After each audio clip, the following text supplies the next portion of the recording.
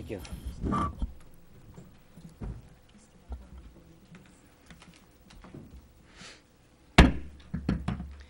Good morning, everyone. Welcome to the Marquette City Commission agenda.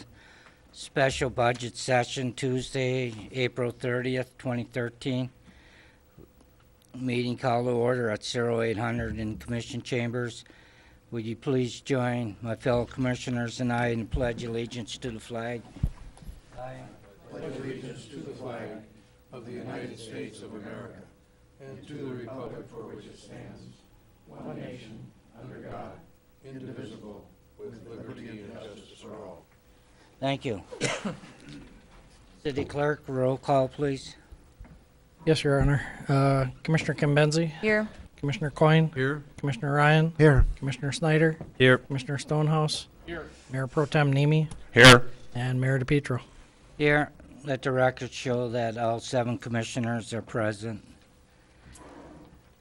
At this time, is there any agenda changes? Seeing none, is there a motion to approve the agenda? Commissioner Ryan? Move the agenda be approved as written. Thank you. I'll second the motion. Thank you, Commissioner Nemi. Anything else, Commissioner Ryan? Nothing. Commissioner Nemi? Nothing. Any other commissioner? Seeing none, all in favor, say yes. Yes. Yes. Yes. Opposed? Motion passes 7-0. I don't have any announcements for this morning. I'll open this section to public comment. Comments should be limited to 3 minutes per person. Please state your name, physical address when making public comment. Anyone wishing to address the commission at this time? Seeing none, I'll close the public comment section and move on to the consent agenda. Number 1, approve the minutes of the April 29th, 2013 regular commission meeting. Commissioners, okay, Commissioner Ryan, I move we approve the minutes and the consent agenda. thank you. Is there a second? I have a question. Question? Meeting extension says that Nemi and Snyder voted no. Point of order. I'll second so that we can have discussion. Okay, thank you. What did you have, Commissioner Neem? On the meeting extension says Nemi and Snyder voted no. I didn't vote no on extending the meeting, and I don't think Jason did either. Incorrect. No. Sorry, it should have been all yes. Okay. So the minutes stand as corrected at this time? Thank you. Yep. There's a motion by Commissioner Ryan, second by Commissioner Snyder, to approve the minutes of the April 29th, 2013 regular commission meeting. All in favor, say yes. Yes. Yes. Opposed? Motion passes 7-0. Thank you. We'll move to new business, and we'll start with number 2, budget overview. And I'll turn this over to City Manager.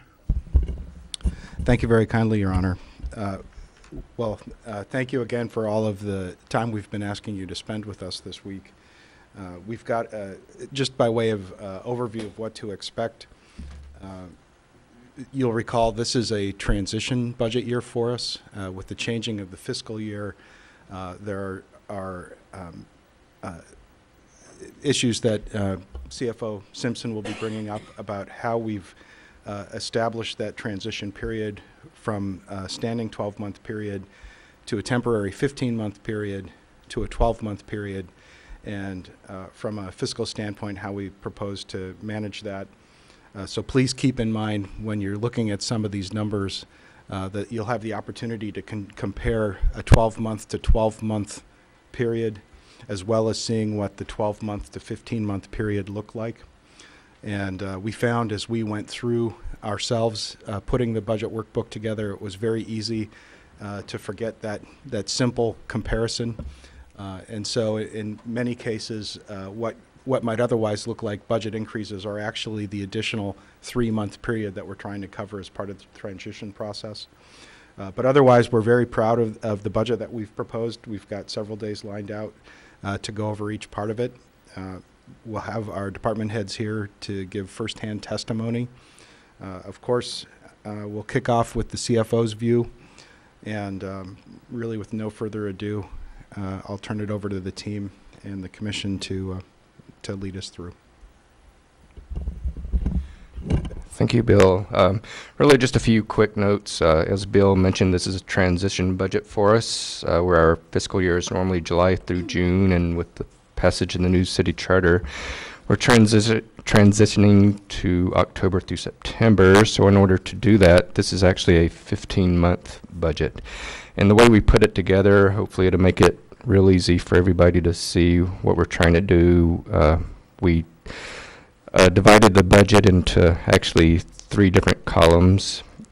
We had the normal July through June budget, which we're calling the 12-month budget. Then the transition budget is the 3-month budget, which will carry us October through September.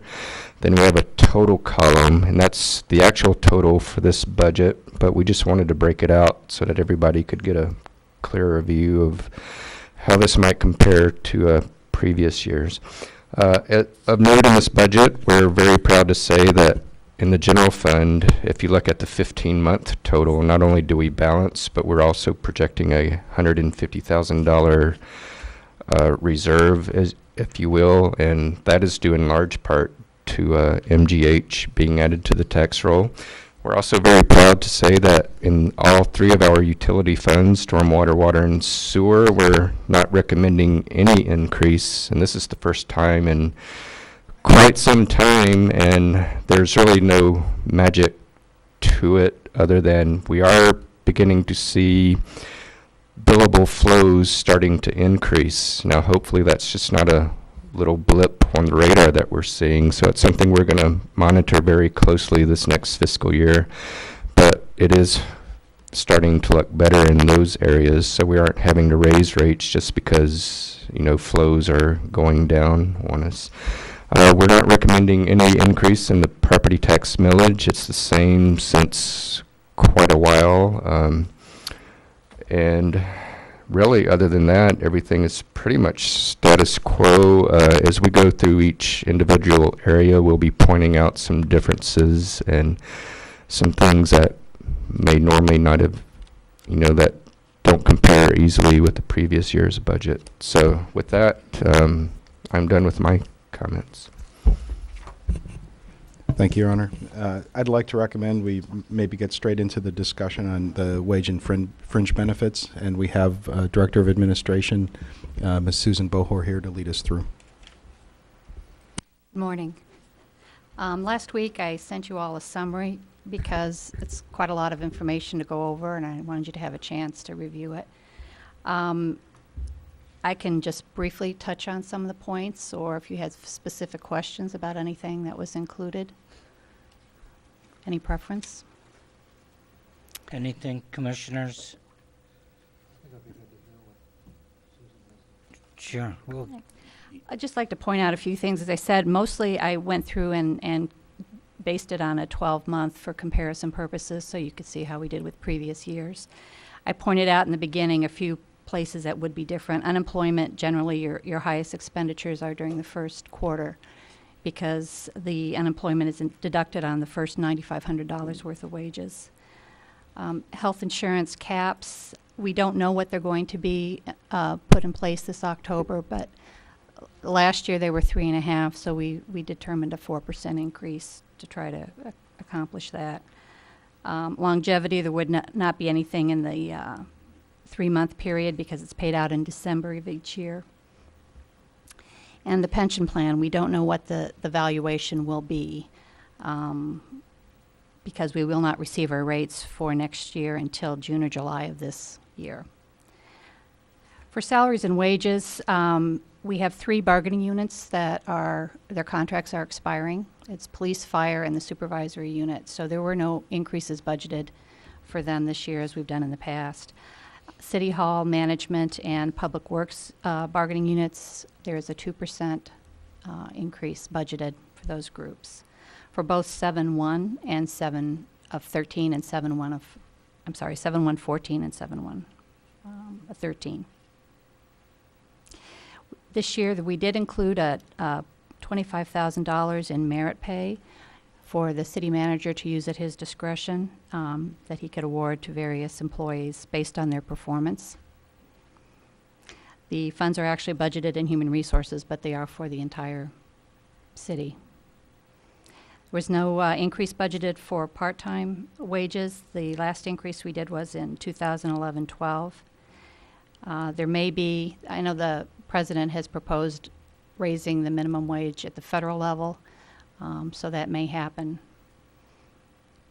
If that's done, I'm assuming it will be done in stages. Longevity bonuses, there's really been no change from past years. Social Security and Medicare, the payroll tax holiday ended at the end of 2012, so we're back to the 6.2 for Social Security. The wage base is increased to 113.7. Other than that, really no changes. Health insurance is a good news story this year. We actually went down about close to $85,000 in budgeted. The actual will probably be larger than that. We budget for all employees, even though many of them do opt out, which is a lower cost to the city, but they could always opt back in at any time, so we budget at the maximum for that. And what we budget at are the caps that are set by PA 152, the new state law that was passed last year. The 3 bargaining units whose contracts are expiring, once those contracts expire, they will fall under these caps as well. So the amounts that are shown are the maximum that the city will pay for health insurance. We also redesigned the health plan last year for the 2 bargaining units who came under PA 152 last year. We bought a high deductible plan that mirrored the plan they currently had, and then we're self-funding the difference in the deductible.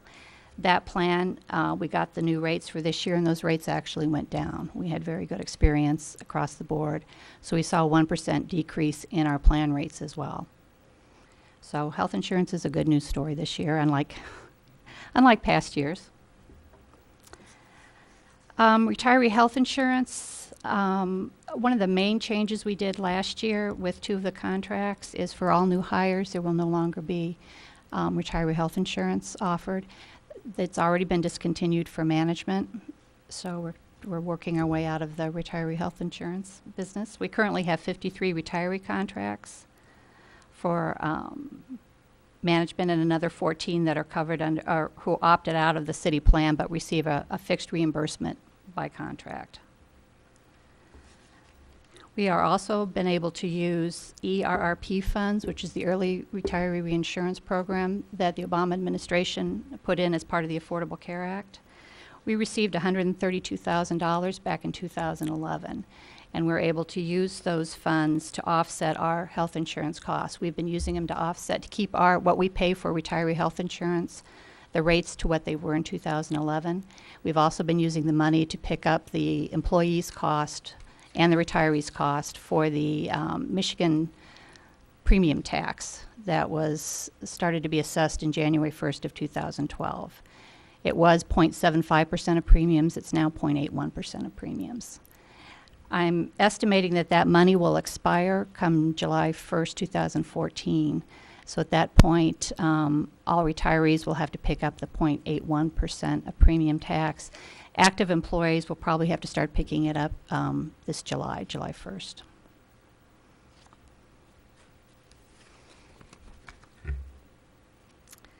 Life insurance is also unchanged. We've had the same rates for the past at least 5 or 6 years. Unemployment insurance is another, I guess, good news story this year. Our rate actually went down to 1.17%. It was 1.49% last year. And we had a small decrease last year as well. So for the last 2 years, we've seen a decrease in our merit rate.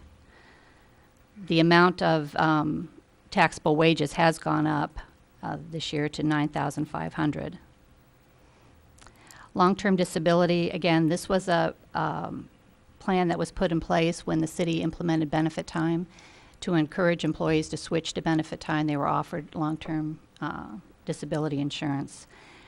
We have since discontinued that as a city-paid benefit for new hires, but anybody can purchase it if they wish to through our Section 125 plan. Workers' comp insurance has stayed stable for the 2nd year in a row. Our experience modifier remains unchanged from last year at 1.07, which according to the workers' comp is average. Our actual premium declined slightly, and we had over budgeted. We had budgeted for an increase. We got the rates in last week after the budget was put together, and we'll actually be paying only $182,552 in premium this year because we had no increase. Pension, we have both a defined benefit plan under MERS, a defined contribution plan under MERS, and the Act 345 plan for police and fire. For MERS employees, they do an actuarial valuation each year, which determines what we must pay to fund our unfunded liabilities. The plan this year has dropped to 67% funded from 68%. I kind of talked about some of the reasons for that in the summary. Is there any questions about? Commissioners, any questions? Commissioner Ryan? Which contracts are expiring? Police, fire? Police, fire, and the supervisors, Supervisors. And when will they expire? June 30th. June 30th. The supervisors is the only group that will fall under the new Right to Work Act. Police and fire are exempt from Right to Work, but they will be the first group. And you say there's no increase projected for and that's, I understand why we do that. Mm-hmm. But that is probably an increased cost we'll have to deal with in the future, which is not in the budget. Is that possibly offset by some of these healthcare? A little bit, yes. So we may turn out to be okay. Because the police and fire would be, yeah, shaking heads. Police and fire would be two of our larger units. Yes. So that, Yes. you know, and Supervisors is only 7 employees, so. Okay. Thank you, Commissioner Ryan. Any other commissioners? Commissioner Nemi? Susan, when we switch under the new charter to a new fiscal year, is MERS going to change our valuations then to track our new fiscal year? Yes, I asked them that question.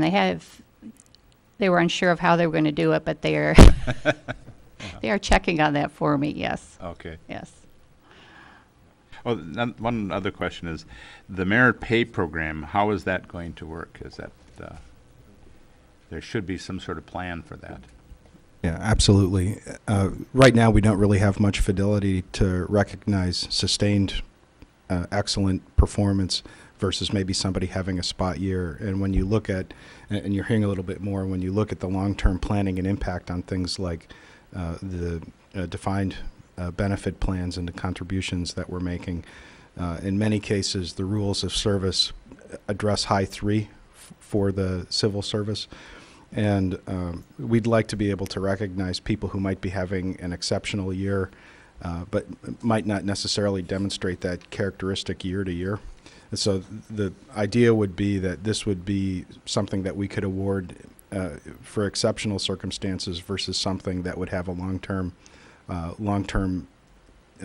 impact. So it's really fine-tuning how we recognize employee performance and managing that better in terms of our long-term exposure. So I know what it is, but how are you going to do it? How are you going to make the determination whether an employee is exceptional or not exceptional? Well, that's part of our standing administrative process. When the evaluations come up from the department heads, they'll get an opportunity as part of the evaluation to decide if it's something that's demonstrably part of an improved employee capability or sustained capability, or whether they want to recognize them because they had a single exceptional year.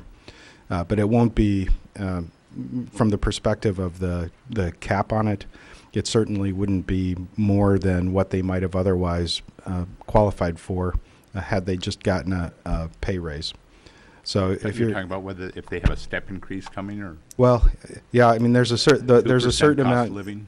Yeah, I mean there's a cost of living increase, and then they can get step increases, and this would apply to an employee who might get the cost of living adjustment, but might have only had performance demonstrated that was really exceptional for that year. So in lieu of a step increase, this would be a way that we could recognize them. And again, the cap for their recognition wouldn't be more than what their step increase might have been, but it would allow us to manage with a little bit more fidelity their overall performance as a city employee. And so if they're continuing to grow and doing all of the things that would make them an exceptional employee, and being promoted and getting their step increases and taking on more responsibility, that might be more of a situation where we would be getting a recommendation for a step increase.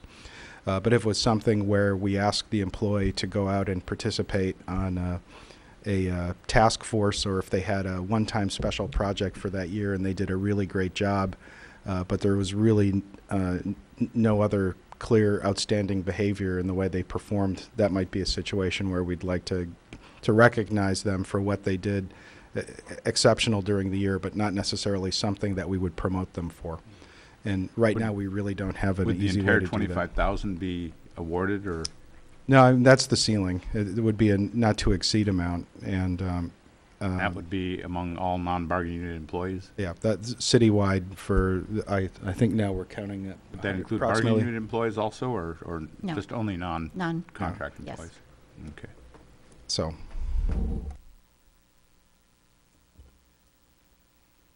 Any other commissioner at this time?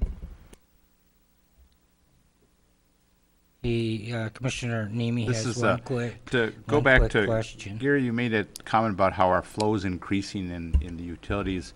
Could that partly be by the new meters that we're putting in? Are they measuring flow more accurately than the previous ones? That is correct.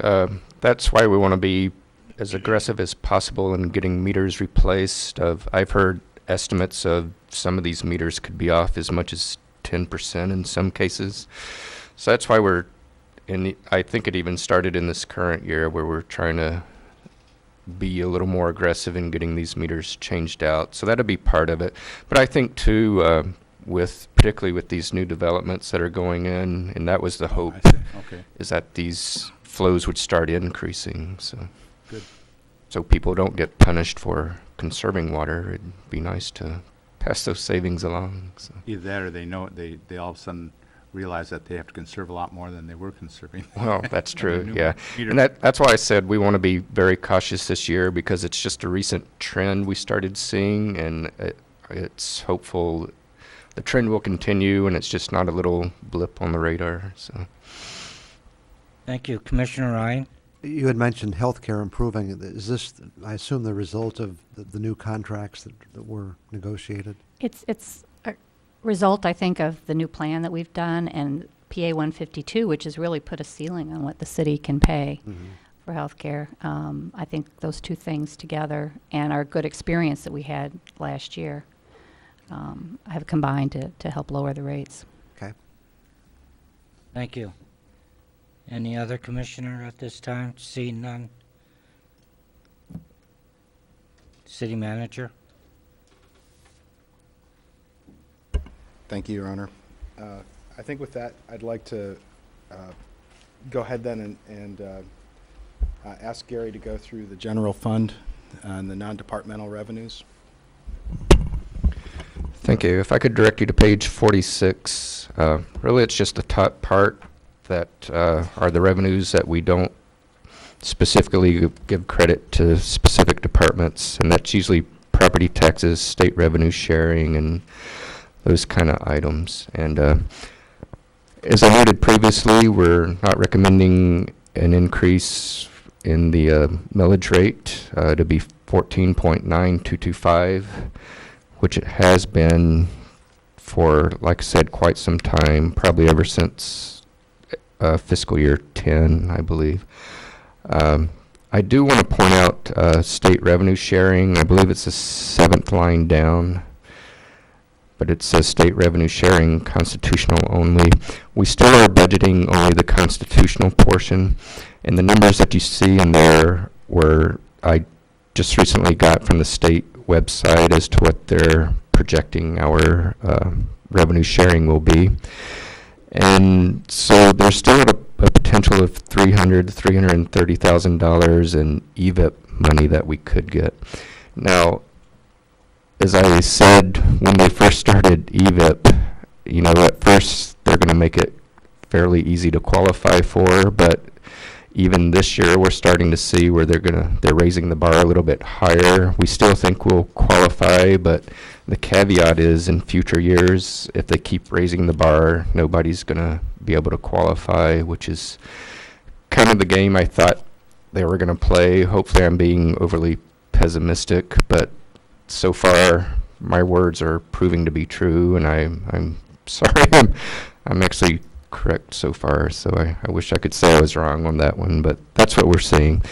So anyway, there could be what you're not seeing in the budget, and we're already projecting over the 15-month period $150,000 surplus. You could add another $300,000 to $330,000 if we don't have to dip into the EVIP money, and as long as we qualify for all of that.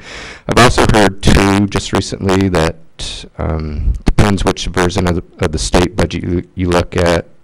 There's one version that doesn't recommend any increase in state revenue sharing, the EVIP portion, and there's another.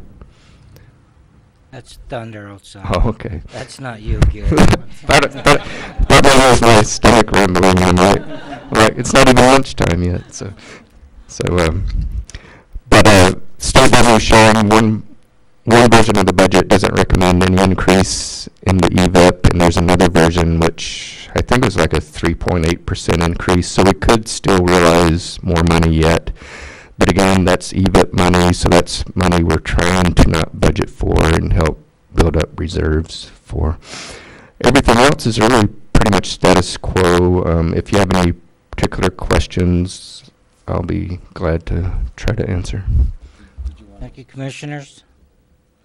Commissioner Convenzi? Just one comment. I think I was the only commissioner at the MML conference to attend the EVIP work session, and I thought Gary would fit in good there because it was a room full of angry mayors and managers who really feel like they're getting the runaround with this. So one thing I did realize when I was there was just how complicated this is and how good of a job you do with it. So I do just want to thank you for that, because it thank you. seems like it's a moving target. It is very much. One thing, if I could, I apologize. I did mean to address this with the property taxes, personal property taxes. We budgeted at the best case scenario. As everybody's well aware, there's a move on to,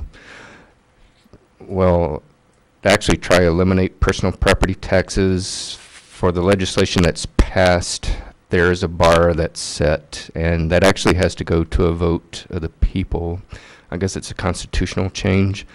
So if the people vote it down, we don't have to worry about it. If they do implement this, then we could see a little bit of a hit on our personal property taxes.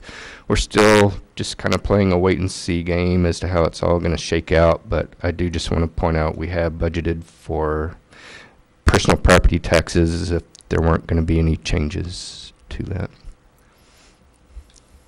Thank you. If I can, actually a two-part question. They've already eliminated, I thought, personal property tax for $40,000 and under businesses. Correct, and that's what's going up for a vote this summer, I believe.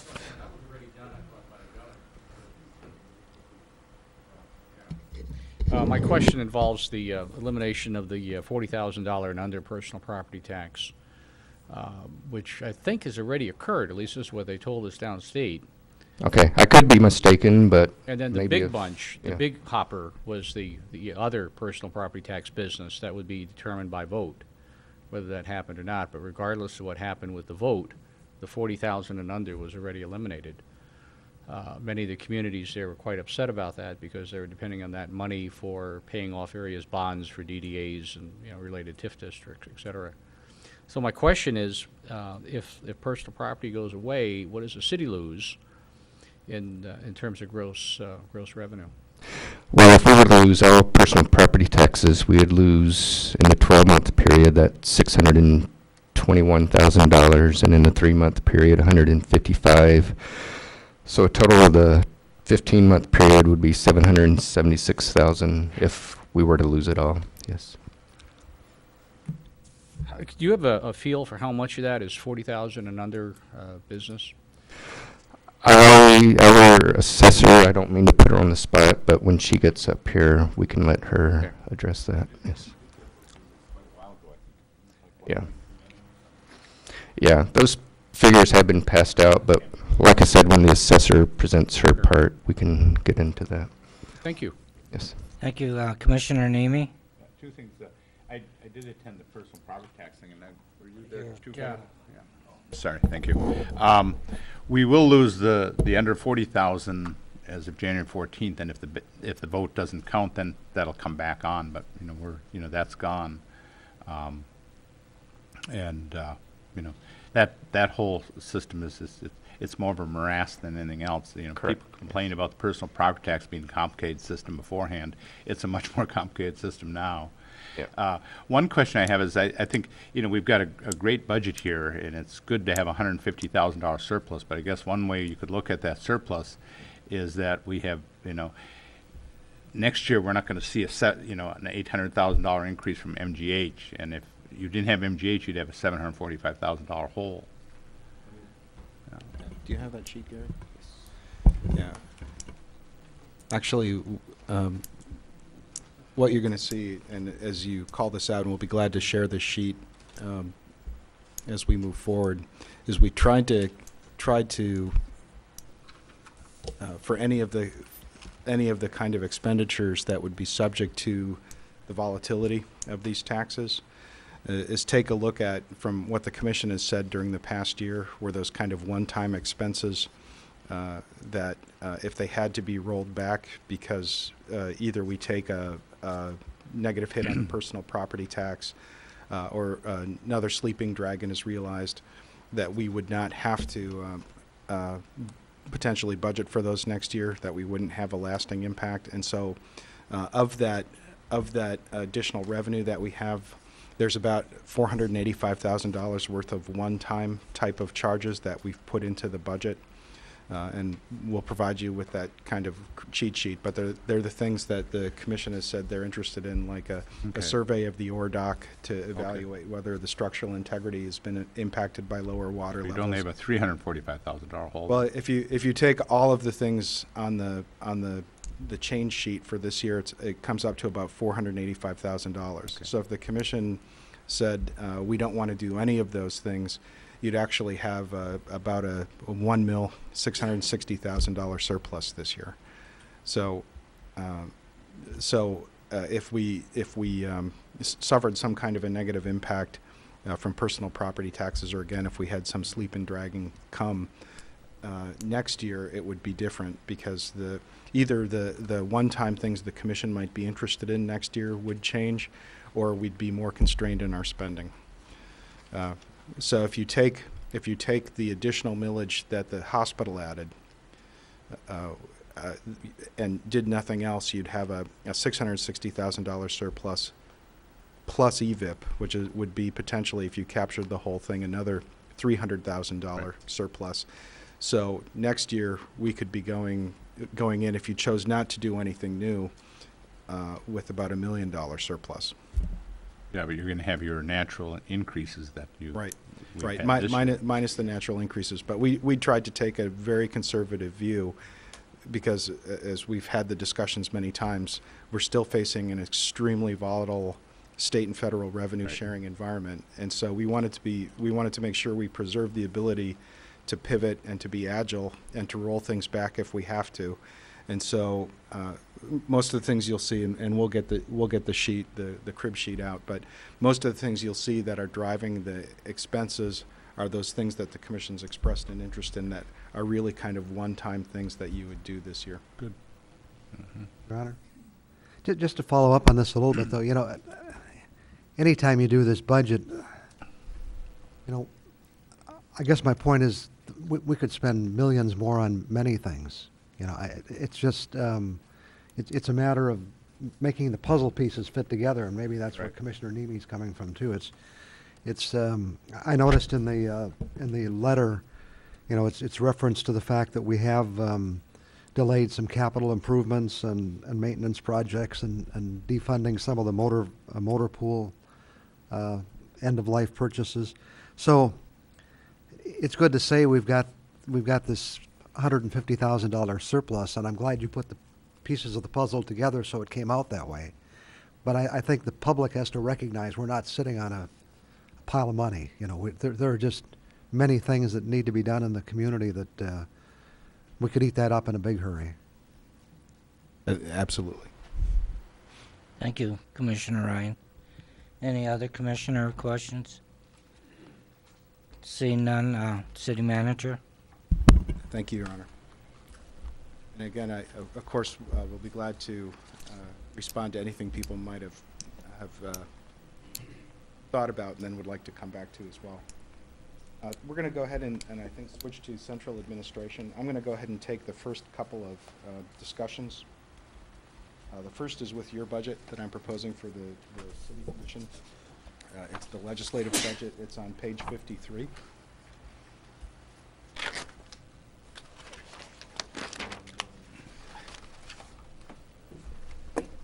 It should be pretty straightforward. I'll, for the public's benefit, remind them that there's actually a local officers' compensation board that sets your salary. It's not something that you vote on, and it's something that we take as rote. And really, the only flexibility in the budget that we have there is the number of meetings that you have. You get paid by the meeting. So we've incorporated what you see here based on the past experience from this year, and just moved that forward. You'll see not a lot of changes. We have in the fee schedule really only one way that the legislation makes money directly, and that's through the $50 fee the mayor charges for marrying people. We had some thought about encouraging the community to get married more often, but we thought that might be counterproductive. So we're actually only booking. We had one wedding last year. We're proposing that there's a potential we'll have 2 this year, and would encourage all residents to maybe contact the mayor if they're interested. Every little bit helps. What you'll see on page 54 is the breakout, including salaries, wages, all the benefits. Excuse me, page 55. In reading this, what I typically do to give you the 12-month by 12-month period is I compare the column that's titled 2012-2013 budget with the column that's July 13, June 14, 2013-14 city manager proposed budget. That'll give you an idea of what corresponding 12-month periods look like. So it would be the 4th column over from the left and the 3rd column over from the right. And that's about as close as a comparison as you can get. The next column over, the second one from the right, is the 3-month period, and then the total for the 15-month period is the one that's over on the furthest right. And so you'll see there's actually a slight increase this year because we're picking up now actually the cost of providing you with technology. That was something that before was bundled into an omnibus kind of an IT budget, and the department over time had said that they were frustrated with the lack of fidelity in the IT spending. So what you're going to see also new through all these accounts are 3 different kind of charges in the IT budget, and we'd welcome any comment that the commission might have. We've tried to do this to respond more specifically to your views from the past. But what you get for the charges there is the per seat charge, which is actually what it costs for the bundle of technology that you have in front of you. So it would be the hardware, the software, the cloud services, and then the IT services necessary to support you. The shared service is all of the back office things. So it's all of the networks, it's all of the telecommunications, shared printing to the extent that some of it is used, those kind of services. And then there's department-specific fees. So if you're using an application that nobody else is using, if that's something that's unique to your area, you're picking up the cost for that too. And so you've got a breakout here that shows, in some cases, in balancing everything out, your cost per seat might have gone down, but because you're using different kind of technology, or you were now picking up the actual cost of providing that service to you, It's showing up now more accurately reflected in your budget. And that's really about the only change that you've got to the legislative budget. We tried to accommodate what we've noticed as a trend with more commissioners traveling, participating as liaisons in different organizations or participating in different conferences. And so we took that profile and moved it forward. Very good. Commissioners, Commissioner Ryan. Well, a couple things. First, it looks like our technology costs increased significantly under that change, though, if I'm reading this budget right.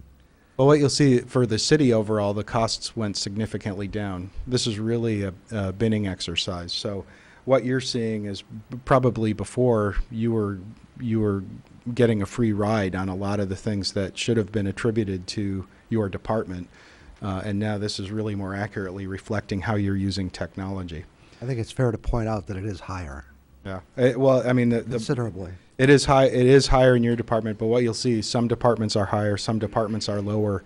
But this makes it easier for us to manage because now you can see directly. For example, if you look at the per seat charge for the actual workstations, and we'll get into this when Dan Fregerson gets up and speaks to it, you're looking at a charge on the desk of about $1,300 per workstation. That's about 1/3 what the average government per seat charges are. And you've seen reductions in telecommunication, you've seen reductions in print services. It's a good news story, but again, we're finding things like, for example, in the art and culture area, their fee was very low. It's because basically they were giving away all the printing services, all of the telecommunication services, charging nobody for it. And so they went from an organization that had considerable IT support and response requirements and paying virtually nothing for it to one that now has their costs characterized consistent with their use. So you're going to see fluctuation across departments. Yours is going up, and certainly it's something we can explore.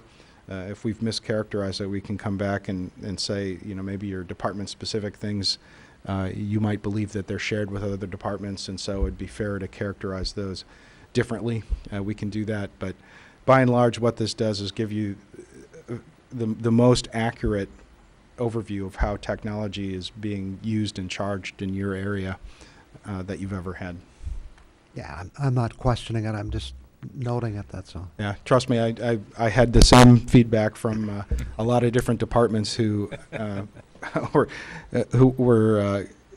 all of a sudden picking up charges for things that they hadn't been charged for before. And there's still an opportunity to evolve this. When you look at things like the financial management system that we just went through, the commission approved the upgrade to, I looked at Gary's account, and I didn't see the charge showing up in Gary's account, and that's because he put it on Diane's account. And so Diane was screaming, and I said, Gary,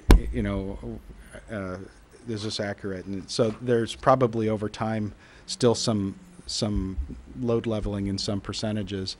We see the other ones typically are the engineering department and the community development area use a lot of the graphical information systems.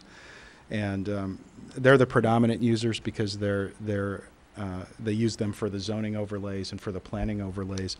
And of course, the assessor uses some of that. Some of that functionality is actually a revenue-generating functionality because we give people the opportunity for a fee to look up property through the internet. And so how that gets charged out is a little bit more complicated. This is the first year we've gone to this breakout. And so as we move forward, hopefully what you'll see is on an overall trend, the IT costs continually going down, but some of the way we bundle the shared services or the department-specific services, we're still expecting to change a little bit. Well, and really, in a sense, for the benefit of citizens watching, we're going to spend so much for IT, and all we're talking about is how it gets charged within the city. Exactly. And so the real test is, what are we doing? Are we doing it well? Are we doing it efficiently? And as you say, we'll learn more about that later, but the general experience has been that we are. Exactly. Right. Yeah. And the good news is that on an overall level, what you'll see is the trend is going down. I don't want to steal Dan's thunder, but we have a full briefing on IT coming up for the commission too. But the important thing is for the legislative budget, we're using a push basically for what you've done from this last year. So we're counting on you being as engaged. We're counting on you traveling and continuing to explore these opportunities for growth and for learning. If there are no questions, Your Honor, I'll... Any other question? Commissioner Coyne? A question, is this the appropriate time or on another issue to consider paying the Planning Commission? It's my understanding from the charter that, well, that would be maybe a better discussion for some other non-budget discussion, but it's my understanding you would do it for the following budget year. I'll have to see Duran because I know the question has come up before, but I don't believe that the vote can be made with the effect happening in the same term as when the vote was made. But I think the decision to pay is bound in certain cases by the charter and in certain cases by state law.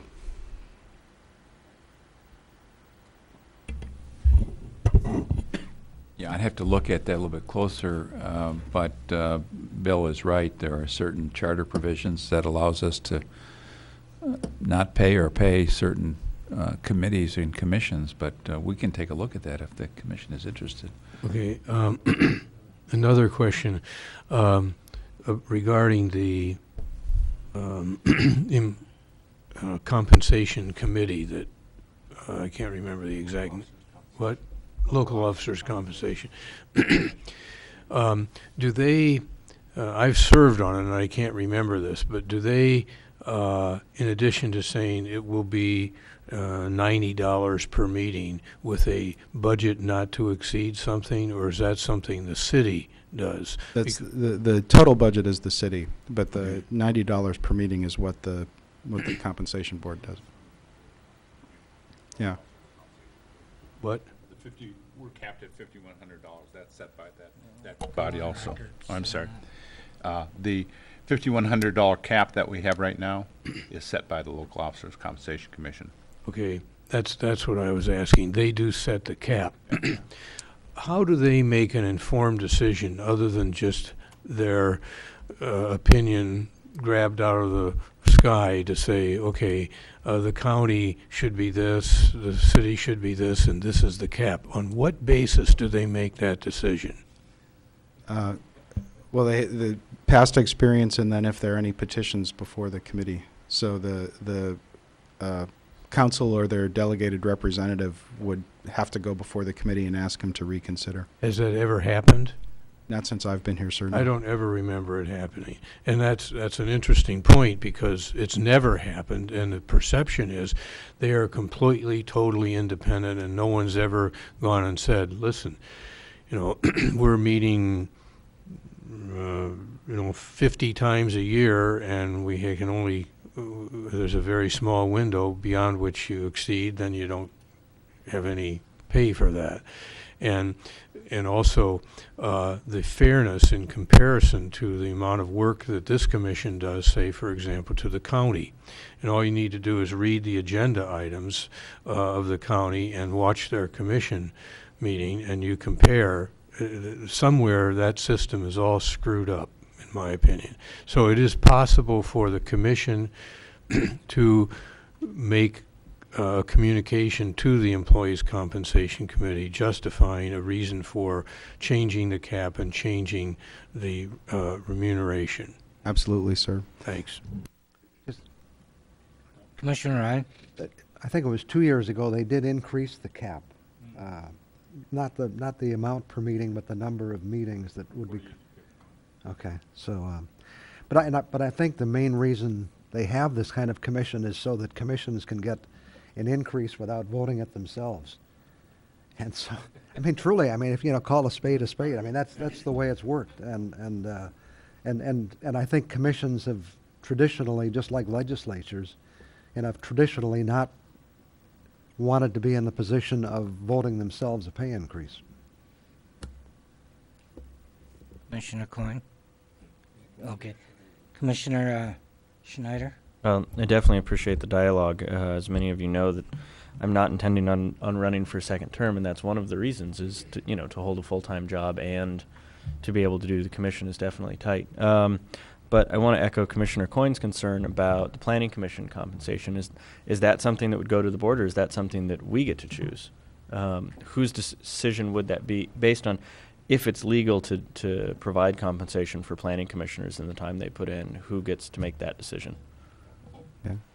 Ultimately, once the attorneys had a chance to review the legal process, whatever that legal process would end up being, it would be exclusively this board's recommendation to do so. Thank you. I look forward to finding out if that's something that we can do, because I really appreciate the excessive amount of time that they put in as volunteers. Thank you. Commissioner Convenzi? Just a quick comment on this. I do remember serving on the Charter Commission that, yes, it is up to us, and yes, we can choose which committees to pay outside of the ones that are a statutory requirement. And that was, I guess the issue is how do we choose one or the other? But I do believe the Charter allows us to, so. Thank you. Any other commissioner at this time? You have the floor, City Manager. Thank you. It's just been my experience as I've been here, and for the public's benefit, there have been a lot greater demands, to Commissioner Coyne's comment, placed on commissions for the level of work that you do and the level of engagement that we see.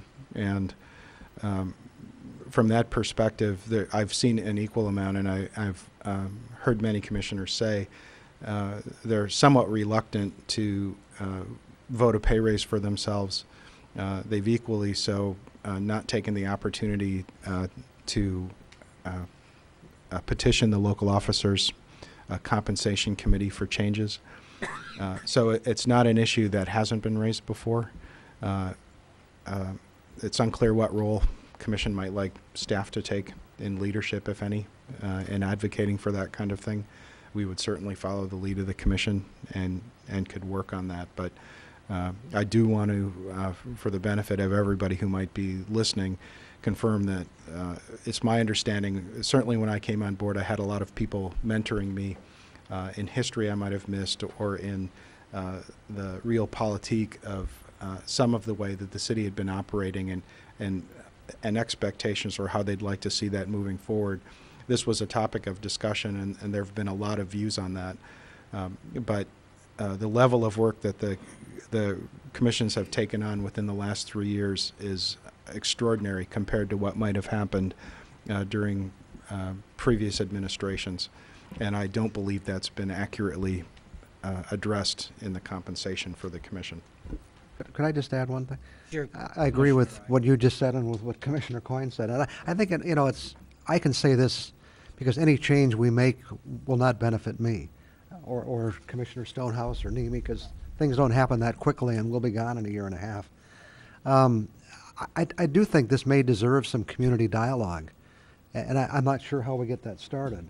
But I think the compensation from this group should be increased for the people serving, in these positions, because of the time and the time that has to be devoted to the assignment. And I think, to get quality people, I didn't run because of money, and I'm guessing nobody else sitting here did either. But that doesn't mean we shouldn't look at this issue, and I think it deserves some attention going forward. To get the best kind of leadership we can for the city of Marquette. But I think it's how we get there, and how we get the community to have some kind of dialogue on this subject. Because if it's perceived as just this commission voting a pay increase for themselves, it's not going to fly very well. Yeah. Well, if I might, and I agree, as we've looked at it really from really more of an administrative perspective, just to share, a lot of the feedback that we'd received was, if you're somebody who's able to absorb the time without the impact on your income, so if you're somebody who's either on one spectrum of employment or the other, either you're unemployed or you're retired, as long as you have some other income that allows you to manage your time like you might see fit, then it's been noted it's easier to participate in the commission because you've got less trades for how you're managing your time and your income. But from a community perspective, I would suggest that it's probably an issue that you would want to take on, not just for the demands of the commission and the actual work that you're doing, but for the diversity of the commission. If you're asking somebody to sacrifice easily what I would imagine is 40 hours a week of your time reading all of the communications that comes out of the front office, or attending working sessions, or attending city commission regular meetings or special meetings, or meeting with constituents, or doing all the things that I think the city is blessed that you're doing, you wouldn't be able to maintain any kind of regular full-time commitment in addition to that. And I think if that's the case, then pay becomes one of those issues, from my perspective, as a matter of community policy on what type of people do you want to have running for the commission. Because if it ultimately becomes an issue of affordability, if you have to sacrifice your income to be on the city commission, then it's reasonable to ask how much of a sacrifice does the community expect, and what will that look like over time.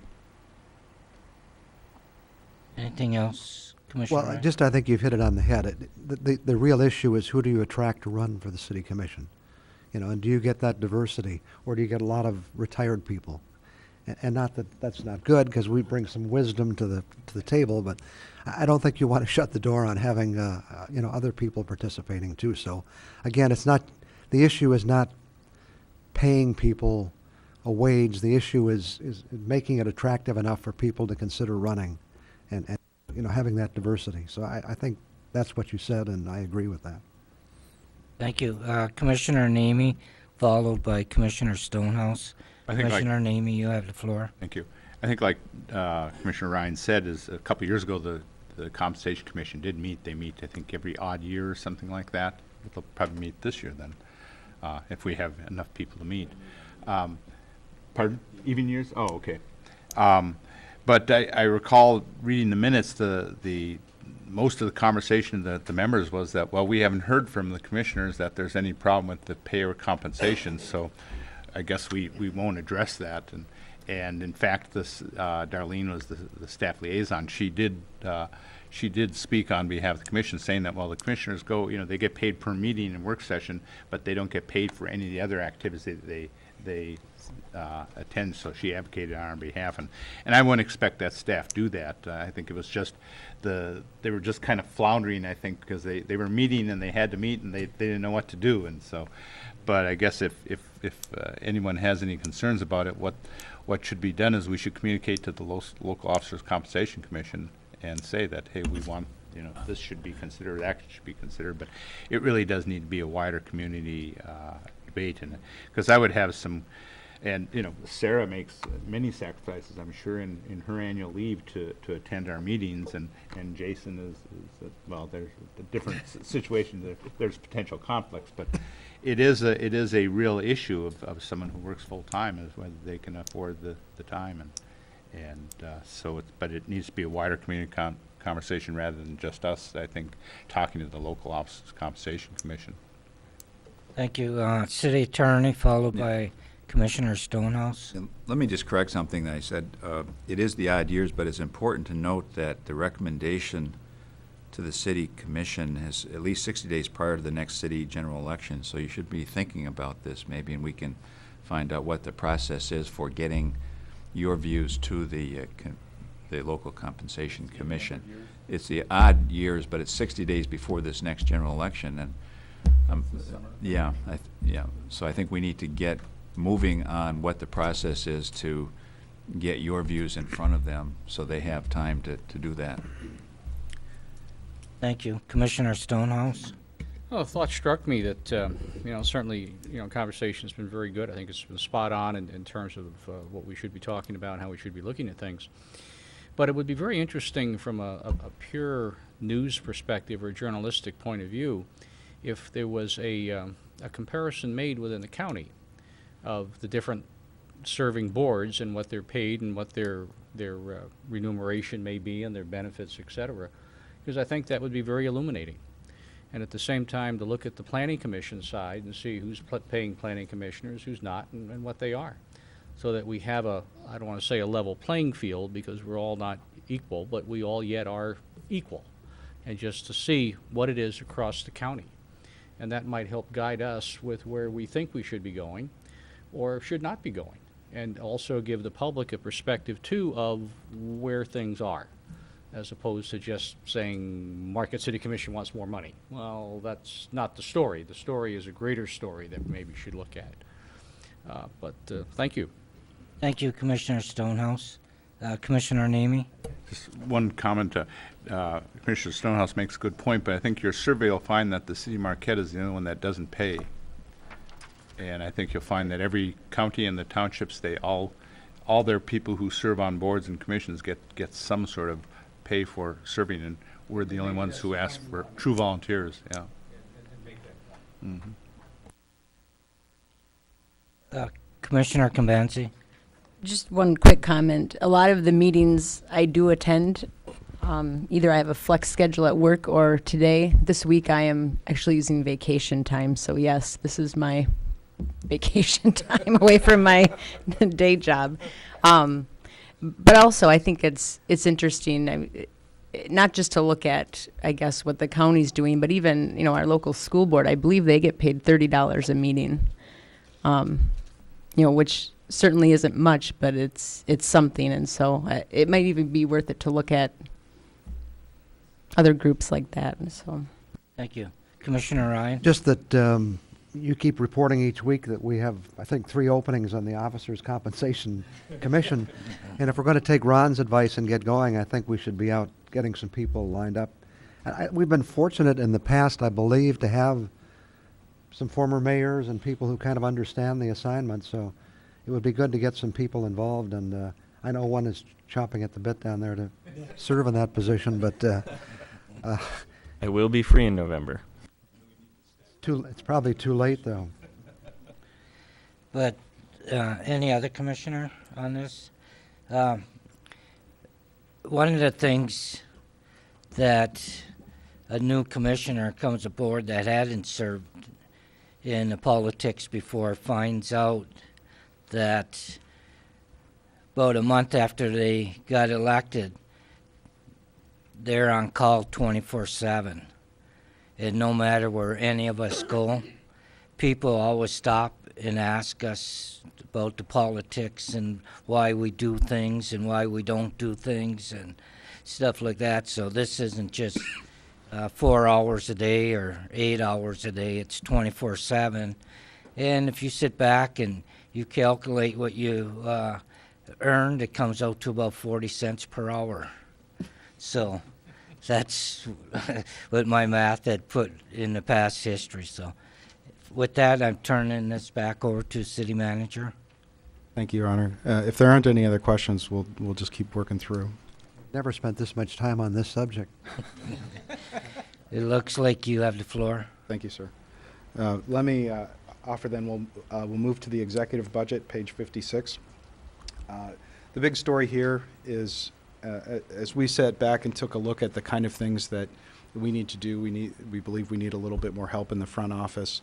We're also restructuring the way people are spending their time. What you've probably seen, no doubt, is a growth in a lot of outreach. And so we have considerably more communications that we've undertaken. That's recently been reconfirmed as a charter mandate under the new city charter. We've taken on a tremendous amount more grant pursuit, and there's a lot of grant writing and grant management in that function that we've taken out of Hyde, but that's really quite a specialized skill that requires a different type of technical writing than what we've got on staff. Part of that outreach you've also seen is focused on legislative affairs, whether it's intergovernmental cooperation here with other local jurisdictions or whether it's between the city and the state. We've expanded that greatly beyond what past administrations have done. And so what you're seeing here is a request to add a public information officer. We chose that title because in the charter from 1951, there actually was on staff a public information officer for the city. How we actually ultimately title that, or how we split the responsibilities for the different aspects of what we're doing now, how we move those back out of what we've internalized and back into the responsibility of that role would evolve a little bit, but I need some help, and this is where I'd like to spend it. There are a lot of things, and we've had these discussions both in the subcommittees and before the commission, that the new charter requires, whether it's a strategic plan or an economic development plan, ethics ordinances that are going to have to be updated and maintained, acquisition policies that are going to have to be updated and maintained. And for many of those, I'm proposing that we do that with our existing resources, or what you'll see through the rest of the discussion this year with contractual services with professional consultants. I think that's a better way to go, because since we don't have ultimately either a mature process or a mature vision that we've chosen, I'd like to bring in people who've helped other communities find those outcomes. And I'd also like to preserve the agility that if we aren't getting what we expected, or if it's not succeeding, that we don't have this long-term commitment because we've hired somebody on a full-time permanent basis to do that job who might not be working out. So I think as part of the upfront process, and what I've heard the commission interest has been in being very intimately involved in both deciding what the process should be and what the outcomes of the process should be. We'd be better served by not adding a lot of staff up front and bringing in some consultants to help us through the initial transition. Maybe downstream, if we decide that we've got a process that everybody likes, it can be matured, and it's something that could be maintained by staff, we could make that decision later. So what you'll see is, for a lot of those new charter mandated activities, I'm not asking for staff to do it. In this particular case, though, this is really to expand what we've gotten underway already, what we've internalized that's having an impact on the operations of other departments or the front office, and then for a very discrete set of skills that we don't have anymore. So, but that's the page 56 story. Could I just stop you? Commissioner Ryan? Is this the only new position you're proposing to add in this year's? Are there others, or? No, this is the only one, sir. The only question I have is, public information officer. I think it does make a difference what you call whatever that person is, and the perception the public may have as to what that person does. And I might question the public information officer as to whether that's a good description of the job. And well, part of the challenge that I'm working with, and you'll see it in some of the other discussion, is for the assistant city manager. That position for a long time has really been assistant city manager in name only. About 80% of that person's time has been dedicated to being the co-headed director of community services. And that can't continue the way it is. Obviously, what we're finding and what you've seen is there's a tremendous amount of activity going on out of the front office with lots of different projects that the focus of that position really needs to be, if you're the assistant city manager, you need to be working on the assistant city manager's portfolio, not the community services portfolio. So how we ultimately evolve that position, whether we consolidate what the public information officer's role might be with the assistant city manager role, and redirect that split and reestablish a full-time community service director, and then one assistant city manager. We're still kind of evaluating that, but that would be something that would be more a reflection of just like I've said, is what we've seen as the increasing workload in the front office, as well as the charter requirement. So I agree. Like I said, the title that we used for the budget purposes was taken from the legacy name that position once held. But really what we're looking for is somebody who's going to be able to run with the portfolio of the front office and do so in a manner that's now has a contemporary knowledge of all the online presence in the media connectivity that we've put in place, has the ability to write and to provide support to all of the grant pursuits that we get that come across from a wide variety of different sources, and then to help us with the liaison function, like I said, whether it's with the county, whether it's with other jurisdictions here locally, or more importantly now that we're expanding our influence down in Lansing and potentially with other communities, we need more, that all of those things require more time and more presence than what we're able to give it. Commissioner Ryan? Yeah, as I said, I can understand your need, and I'm not, I can accept that. I just might characterize it differently. It kind of conjures up the vision of a PR person. And they're good people, because I served for many years in that capacity. Yeah. But I don't think that's what you're looking for. No. Well, sir, I didn't mean to. No. The reason I took the extra time, I thought I was following your lead on making sure the public knew what the function was. No. But the only thing we had to really go on was this legacy. There was an officer called the Public Affairs Officer, Right. Public Information Officer in the 1951 charter, and that was the best that we had to go on. Okay. We thought possibly we could have it as the Legislative Affairs Officer, but that didn't really accurately characterize it. What this position becomes is really somebody who becomes another alter ego in the front office. As opportunities pop up, we'd prefer to be in a position where we can pursue more of the opportunities that are before us. We think we do pretty well, comparatively speaking. But once you establish the kind of outreach that we've established, it takes a tremendous amount of effort to maintain that and to be responsive. And we'd rather not do it just as an exercise to show that we can do it. We'd like to maintain it and perhaps grow it. So, I'm only questioning the name. Thank you. Commissioner Stonehouse, followed by Commissioner Nemi. Commissioner Stonehouse, you have the floor. I would also just question the name. If we called it public services, if we called it, I don't know what, but something that's a little more innocuous and perhaps more descriptive of coordination activities than being a pure PIO, which does have a negative context in a lot of ways, I think.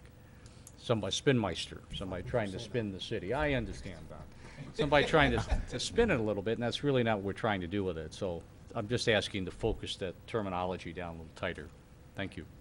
Thank you. Commissioner Nemi? Well, I guess I'm going to kind of repeat what my two colleagues before me just mentioned. And when I first saw this, I thought we're going to pay $50,000 for someone to send out the PSAs. But I support wholeheartedly the position and your efforts. But we have to come up with a name, and I'm at a loss for coming up with a name. I don't know. Have you done anything with a job description or a list of duties for this person yet? yeah, and actually, I'd be glad to share that with the commission. If you do that, I think that would be good. And I agree we need it. The charter requires that we have this new public information effort in section 13.8, and I would assume that person would be part of those duties. But I like the idea when you talk about the strategic plan, the economic plan. We're gonna have someone in your office who can speak to that and perhaps monitor it and really push that forward. And I maybe management, administrative assistant or deputy city manager or something. But deputy city manager, I think, would be looked askance, just like public information officer is. How many city managers do we need? But Okay. But I support the effort, definitely. Thank you. Commissioner Kambanzi?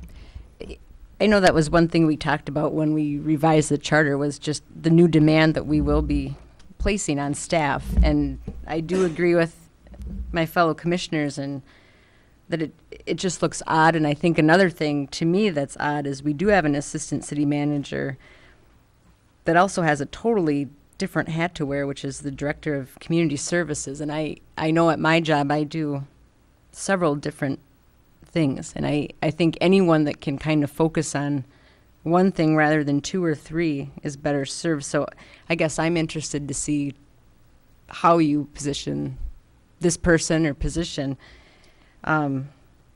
Because I do think if you're out of the office, to me, I would feel most confident if the public comes in, having someone that knows, what goes on day to day that you do, but also the strategic plan, economic development, and can also be that PR person, but still has, I guess, more weight to carry. So that's my opinion looking at this, but I do know that we placed quite a bit of work on staff, so it's not a surprise to see that.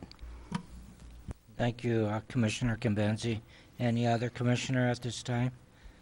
Seeing none, I'll turn it back over to City Manager. Thank you. Let me direct your attention then to page 57.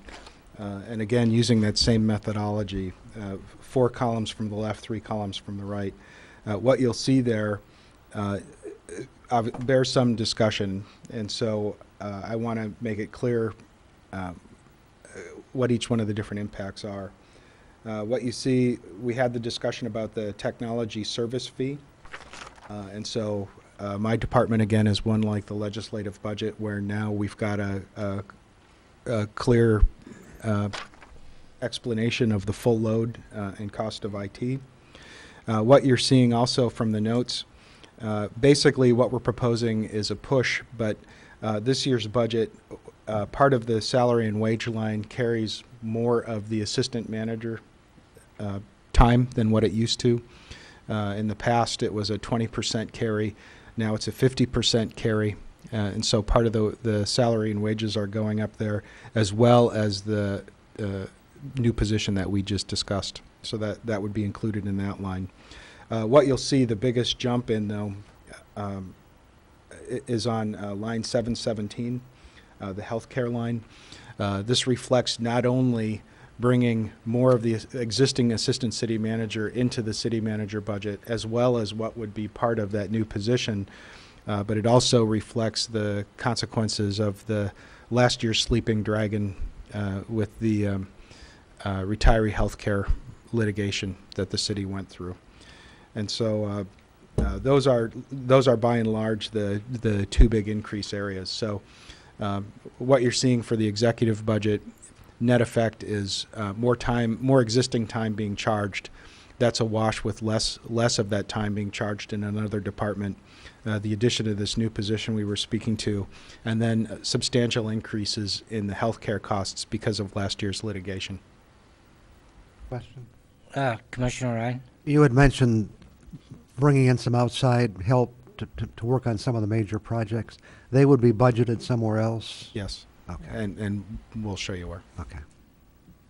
Thank you. So that if there's no other questions, that's Any pretty other much it for the question at executive this budget. time?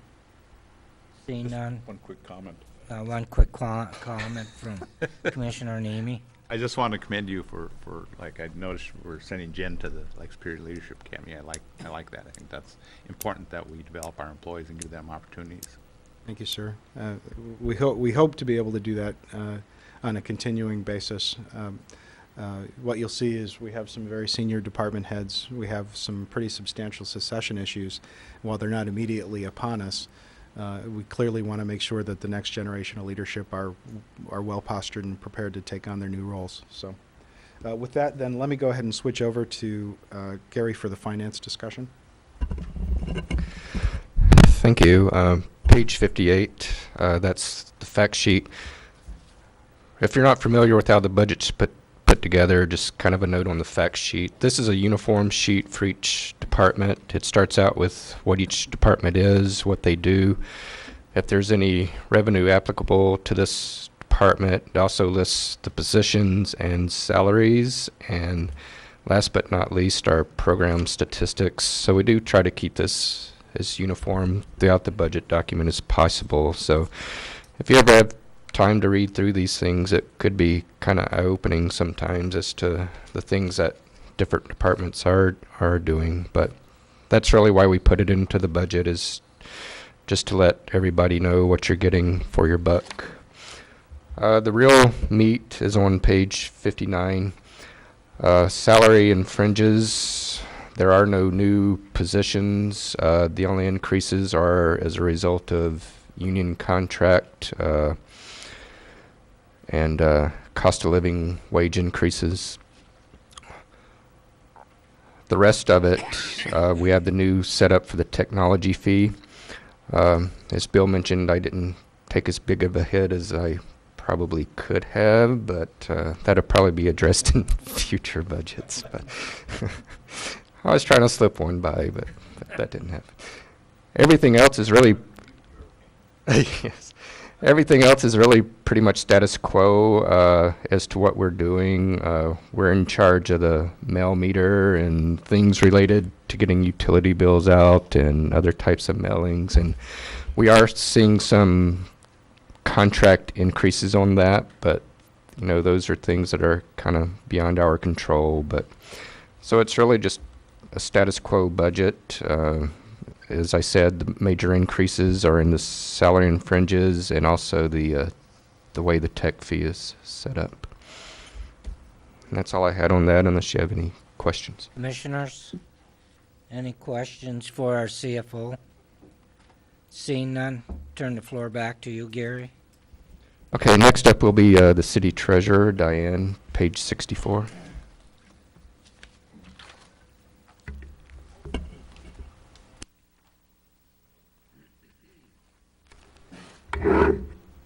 Good morning. Morning. My budget is a pretty conservative budget. There isn't much fluctuation. As you can see on page 64, the revenue is pretty static. Really the only change is in the fixed charges. But other than that, the revenues that we have coming in are pretty much the same across the board. We don't have too much change in that. And unless there are any questions, we could move on. Commissioners, any questions? You have the floor, Diane. All right, if you look on page 65, we have our fees that are being charged, and I just want to draw your attention to the single lot special assessment admin fee. We've increased that by $10, and that brings that more in line with our small claims filings and some of our other charges. Other than that, our fees have remained the same. Any questions? If not, we'll move on to the expenditure side. Any questions, commissioners? Thank you, Diane. You have the floor. All right, page 66 is the expenditure budget that I have, and again, it's very conservative. Really no change. There are a couple of line items that have increased. One of them is the retirement MERS line item, and that is due to an individual in the office that is eligible to retire and may exercise that right. And the other line item is the postage line item. For the current year, it decreased a little, and we're bringing that back up next year to the $22,000, and that's for our parking statements. With our new software, we're going to be sending out those statements hopefully more frequently. We had our computer conversion this year, and we're unable to send out some of the statements. We just ran short on time. And other than that, the technology fee is allocated as you see, and all of the other fees are pretty much the same, all the expenditures. Commissioner Namey? Thank you, Your Honor. I don't follow under, Diane, why a retirement will increase your retirement line item so much. Because this person has military time and can exercise her right to purchase military time. Okay. Oh, I see. So if I may interrupt, this would be a good time to discontinue that policy. That's all I can say. That's why you paid through for the technology fee, but Gary doesn't realize that he short-shrift himself on his fixed charges amounts by taking technology out of that.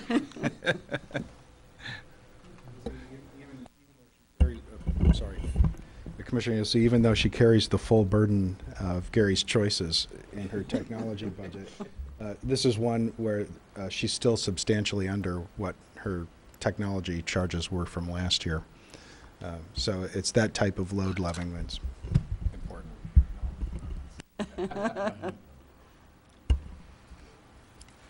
Diane, you still Yes. have the floor.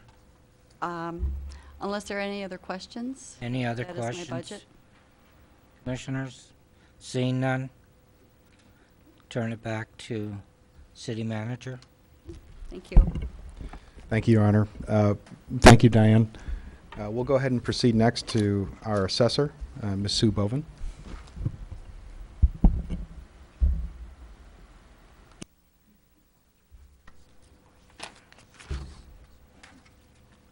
Hello. All right. Per my budget, looking at page 67, there is a little higher of an increase on the state equalized value. That has something to do with Duke Life Point Market General Hospital coming on the tax rolls. Additionally, we have a little increase in the taxable value due to new construction because of the continual construction in Founders Landing. Granite Point has kind of subsided. Harlow Farms, that's still increasing. So we're still experiencing a nice increase in our taxable value compared to other communities, seeing the growth in the city of Marquette. But otherwise than that, pretty much everything else remains the same. Well, one new item, under the non-business permits, that's a change for the land division application, lot split application. That previously was under the zoning department, and now it's been transferred over to the assessing department. If you have any change. Commissioners, any questions? Commissioner Coyne? I have a question.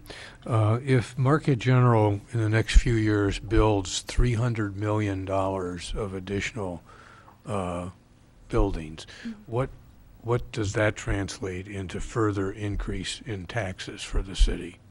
Well, even though they may build 300 million, we still have to go on what is actually being built, the size of it, the construction. So there's different factors. It's hard to say if it's 300 million, if you take 150 million taxable, take half of that.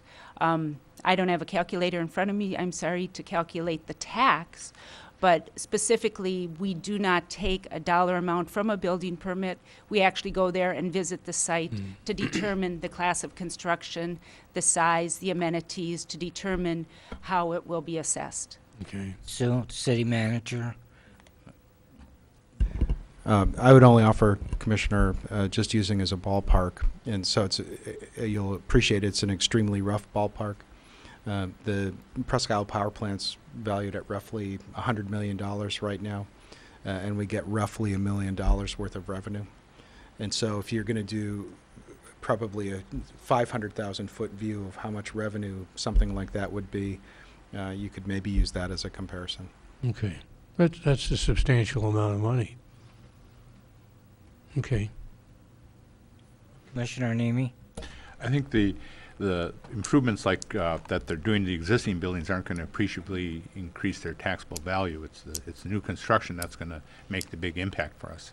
Right. Because of Proposal A, well, that was voted on in 1994, became law in 95. The taxable value right now is capped so that their taxable value cannot increase by more than the rate of inflation, or 5% each year, whichever is less. But if there's new construction, then that value goes on as new, and at the full price of what we determine that to be after viewing the property, and as of the December 31st tax day, the percentage of completion. Commissioner Ryan? Just quickly, and I assume if they tear down some buildings, that also will take them off the tax rolls. So some of that could be offset by some of those changes. Thank you. Sue, you still have the floor. Okay. On page 68, the adopted fees, there's a couple of new things on this schedule. The assessment roll-on CD, we list that as a new charge for companies that are requesting that information. And then the land division lot split, excuse me, which was previously under the planning department, is now been transferred over to the assessing department. Questions? Commissioners, any questions? You can continue, please. Then on page 69, the expenditures, our budget is pretty much the same as it was within last year, with the exception of the professional contractual, which we had used $72,500 from the EVIP funds for the appraisal of Marquette General. But our budget is going down a little bit. We've seen a reduction. But now the technology fees are addressed in that as line items as other departments have previously noted. A couple of changes, though, were the 865 line item. I've requested training for the assessing assistant to go to the Michigan Certified Assessing Technician program. This is something new that the Michigan Assessors Association, or excuse me, the State Tax Commission has come up with for any non-certified required assessing personnel to attend. So it gives them a basis of some overview of what an assessor is. It's a training, it's a certified position for this type of program. It's Michigan Certified Assessing Technician, and it's just something new that has come upon in the last couple of years, and I request that our assessing assistant attend this program. And then Apex Sketching, which is our sketching software for our assessing program. Those are two changes. Commissioners, any questions at this point? Seeing none, you can continue. Well, maybe just Okay, Commissioner Ryan. going forward with Marquette General, will we continue to need additional help if they develop these properties, or is that something we could maybe deal with in-house going forward? Yes, we're able to deal with that in-house. Now that we have a base value to go from, I'm fully confident with what I had received from the appraisal firm that we contacted, that we can utilize that information, as well as I'm seeing more non-for-profit hospitals being purchased. So that is giving us also a basis for valuing hospitals that were previously nonprofit. So with both that circumstance and the appraisal, we won't need to acquire any outside help for that. Okay, very good. Commissioners? Don't see anything. Go ahead. Okay. I wanted to address the personal property tax information about the 40,000 and under. That law is in effect. It doesn't affect this year, but it does affect any taxable value under $40,000 for 2014. The vote for this is going to occur in August of 2014. So if it's approved by the voters for this to occur, then the 40,000 will be off the tax roll. And the way that the bill is stated is there will be a special assessment upon those businesses for the revenue that is lost due to the personal property tax. But I wanted to verify the properties that are under $40,000 in the city of Marquette at this time. We have a total taxable value of $6,761,400 for the properties that are under $40,000. Our total taxable value for personal property is $44,881,000. So taking the $6,761,400 by our city millage rate of 14.9225, we're looking at a loss of $100,897 in revenue if this does actually take place. I will be attending a session on the personal property tax, and to get a full understanding of it once the State Tax Commission has it totally under their grasp. But if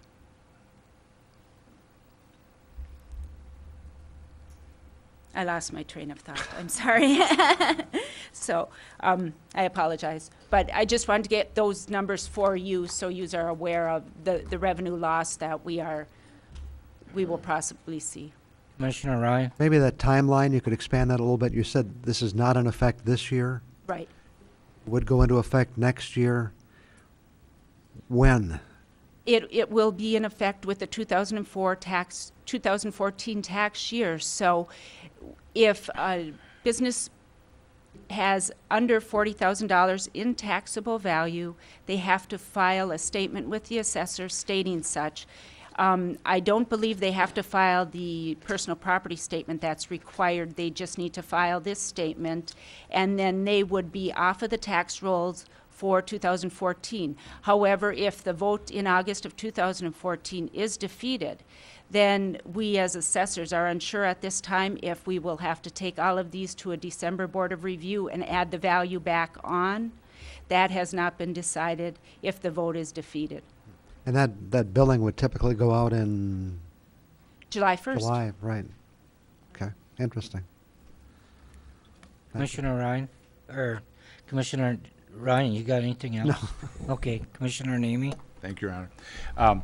Susan, the special assessment wouldn't be attached unless we levy that special assessment to make up for the property taxes. That's not automatic. My understanding is it is tie-barred with the... It's tie-barred with the election. The election. The whole thing, but to collect special assessments, we actually have to special assess for the things that we can specially assess under that. It's not automatic. We have to make that decision. Okay, thank you for the clarification. And, you know, you're going to come into the issues, well, should the city do that? Are we going to drive everyone to Marquette Township or whatever? And so it's, you know, those things that's the devil in the detail that this whole PPT thing is, and you know, it's a real mess, and it's going to be a mess, and for years to come, I think. Thank you. Commissioner Coyne? Could you explain to me, and I think I'm under a misconception here, for example, a company or business that has over 40,000, they continue to pay the same personal property tax. Correct. And then that is being phased out over time. I believe in 2015 or 2016, there was anything that was new as of a certain year, then they don't have to continue to report that. It's very convoluted at this point, and we're still waiting for clarification. And that's not subject to any voter approval or disapproval. Correct. So, I mean, my conception and what I've been told is that the increase in taxes that we are going to receive, for example, from the sale of Marquette General, will be partially offset by the loss of personal property tax in 2015. Well, the hospital has its own real property value, and that's what we're basically reflecting the... No. Personal property, real value, that's going to stay the same. Personal property, that will diminish. Correct. In 2015. Correct. Successively. If it's under $40,000, No, but no. there's a lot of...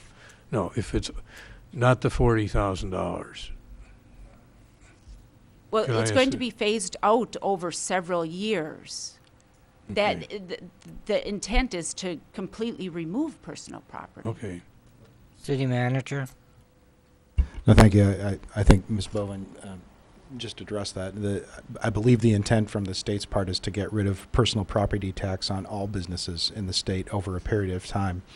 And what we're really looking at is when that happens for each category of business. So right now, some have industrial exemptions, some have manufacturing exemptions, some have small business exemptions.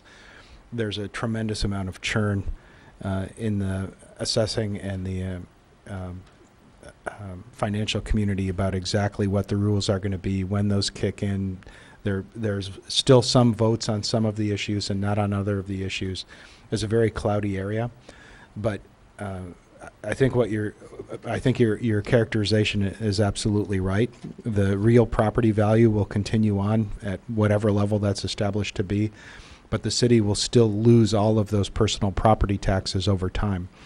And so what you've heard is we've taken a very conservative view of how we manage that part of our revenue stream to try to maintain some agility if that ambiguity becomes clearer earlier than what we expect, and not to make any kind of commitments on a sustaining basis that would lock us into a need for that revenue in the longer term. Thank you, Commissioner Nemi, followed by Commissioner Ryan. Yeah, I think that what Dr. Coyne's right, that the loss of personal property tax will be balanced by the increase in MGH, and perhaps they talk about, well, you'll get 100% of your public safety costs reimbursed, that they'll through the elimination of state tax credits on other businesses, and we'll get 80% of the others, but I won't hold my breath that we're going to get anything from the state, and then this all has to go through the courts too, like the special assessment process, whether it's legal to special assess with tenuous benefits, and so it's, like I said, it's going to be just one big huge mess, and we're lucky MGH came on the rolls this year. Thank you, Commissioner Ryan. Yeah, I don't really have a lot to add. It's similar to what Commissioner Nemi was going to say, but ostensibly the state has said they will replace these revenues. I mean they've said they will. Now whether they do or not, that obviously remains to be seen. So we're kind of speculating on, a lot of things here that. But I do think there is tremendous pressure on the legislature to not have communities lose all of this revenue. And so, hopefully something will come out of it. And it was my understanding the vote is somewhat tied to that issue, that would allow some of that revenue to be replaced. Is that the way you understand it? That's my understanding. Mm-hmm. Thank you. Anything else, Sue? Just for the record, though, so the personal property is about 6% of the total budget. I didn't know if you had that figure or not. So 6% of our total budget is personal property. So in the city of Marquette, we're pretty fortunate that it's that low. Thank you. City Manager. I'd like to thank Ms. Bovin for her time this morning, and we'll move on. We have City Attorney. I'd like to ask Ron to come around.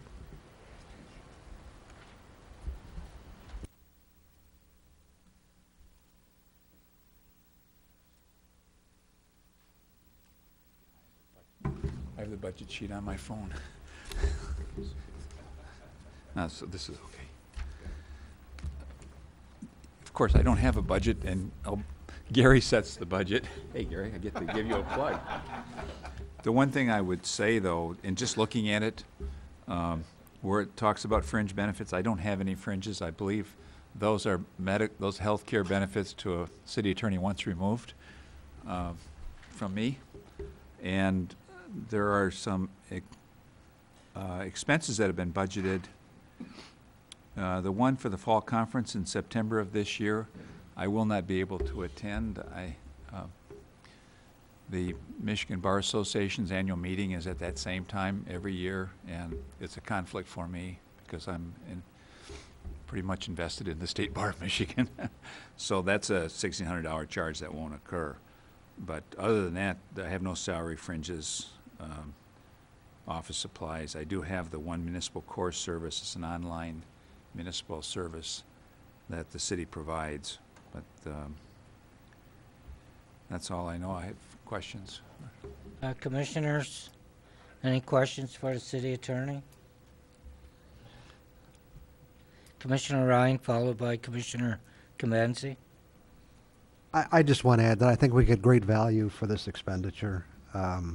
Occasionally the question comes up, should we hire our own on-staff attorney? I think it would cost us at least twice as much, and I'm sure the service wouldn't be any better. I think the fact that the attorney has started providing a report in some more detail to the commission on what his activities are is really helpful. And, you know, I hope that will continue, because a lot of people only see him sitting at our meetings here as often as we meet, and he is frequently doing a lot of other things for the city. So I continue to believe this is a really good value for us. Thank you. Commissioner Cambanzi? I'd like to echo what Commissioner Ryan said. When you think about everything that the city attorney does, and just being on the subcommittee to look at how we're going to evaluate our city manager and city attorney, in the charter it states that the city attorney also has to work with department heads and perform services or whatever they need. And I mean, that's a considerable amount of time on top of that. And one question I have for Ron is, where we're at now, is it enough? Is it adequate? I guess I'm looking for it. I'm not here to complain. I think I'm being adequately compensated. I would be remiss if I didn't say that I have a partner who does a great deal of this work. There's no way that one person can humanly do it. There's too many areas of expertise, number one. There's too much time that's required. So I have a partner who does a great deal of this work. To follow up, and Commissioner Ryan or Coyne, I forgot who said it, we had a great value here. Yeah, if you went in-house, I'd probably recommend that you get one and probably two people, or at least 1.5. Plus staff. Plus staff. Yeah, our staff is all included in Thank you. Commissioner Nemi? I guess that's what I was going to point out, that if we had our in-house attorney, when they're on vacation, we'd have to hire outside counsel. Right now, when Ron isn't available, we have someone from his firm who's available at our beck and call, and you just can't beat that. You know, we have guaranteed legal assistance come, you know, whatever in high water. Thank you. Commissioner Cambanzi? I believe it was our city manager, but he explained if we were charged hourly for this rate. And I think one year we did do that, just to let the public know that what we're getting for what we're paying you. I mean, it doesn't compare to an hourly versus a... I may have been too quick to go to the hourly now that I have 3 labor contracts up. And I think someone brought that up earlier. We do have the 3 labor agreements, and we're already setting dates to get those negotiations underway.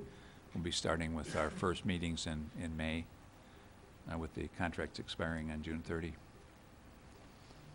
Commissioners, anything further for the city attorney? Seeing none, city manager? Thank you. I only wanted to maybe comment on the conversation Commissioner Cambanzi is referring to. If you take a typical rate for an attorney that you would have, that you're paying by the hour on a retainer, if you take somebody who's the former state president of the state bar here in Michigan, you're probably taking somebody who can command a different price. But even if you took a conservative price of $100 an hour, which is less than most of what the local attorneys charge, and you look at a 2,000-hour work year, which is a 40-hour work week, which again is an equally conservative estimate from my experience in working with Ron the past 3 years, you're already looking at $200,000 if you charge just by the hour. And his time is considerably more valuable than that. And not only do we get Ron, his partner, and his full staff for the fee that he's forwarded here. So it's an extremely good value for the city, and we have a great relationship. I wouldn't ask the commission to change a thing. Thank you. Anything else, commissioners? Seeing none, I'll turn this back over to city manager. Thank you, Your Honor. Thank you. Thank you, Ron. We'll go ahead really quickly, just speak to the liability property insurance, and then I'm going to turn it over to Gary. If I could ask you to turn to page 129. What you'll see is a pretty straightforward story. Not a whole lot is changing. It's been typically a very flat budget. It remains a very flat budget. So The only issue you're seeing with the 3-month time frame is the timing of the payment for the insurance pool. And we're working with the insurance folks to shift the fiscal year timing for how we're being charged. But basically, it's a status quo, no change budget. Commissioners, anything for the city manager? Seeing none? Thank you, Your Honor. Let me turn it over to Gary for the rest of the central administration. Thank you. If I could just get you to flip over to page 132, there's really nothing of note on the fact sheet. But this is the transfers out. Mostly these are transfers out to debt service funds. But the general fund is also obligated to make sure some special revenue funds balance out, such as the major and local streets, also the Lakeview Arena, and also a small amount goes to the both marina funds to balance those out. So that's really kind of the game. In order, you really kind of have to do all the other budgets before you look at this. But as I've always said, if at one time, earlier in my career here, the name of the game was to try to help out the general fund as much as we could, and those were avenues we were looking at. Was in order to help the general fund, we should look at the major and local streets and also the arena and the marina funds. And I think we're starting to see things steady out a lot more over the past few years. You do have some fluctuations, particularly in the street funds. It just depends on the amount of projects that are done in a particular year. So you will see some fluctuations there. But one other item of note, if you look at the 3-month column, the second to last line, because by state law we have to present a balanced budget, I didn't know where to put it, but that 150,000 surplus we were talking about, which to follow up on Commissioner Ryan, I think he said it best earlier. It's not really a surplus, and I'm not sure exactly the right word to use, because we're still a city of many needs. And if you look at page 9, which is the Sleeping Dragons list, which we've touched on in the previous 2 CFO forecasts, and in future forecasts we'll get a little more detail as to how things are shaping out. But we still have a lot of capital outlay needs. We still have a lot of unfunded liabilities, and GASB is, for lack of a better word, dinking around with how those unfunded liabilities need to be presented. And I know there's a lot of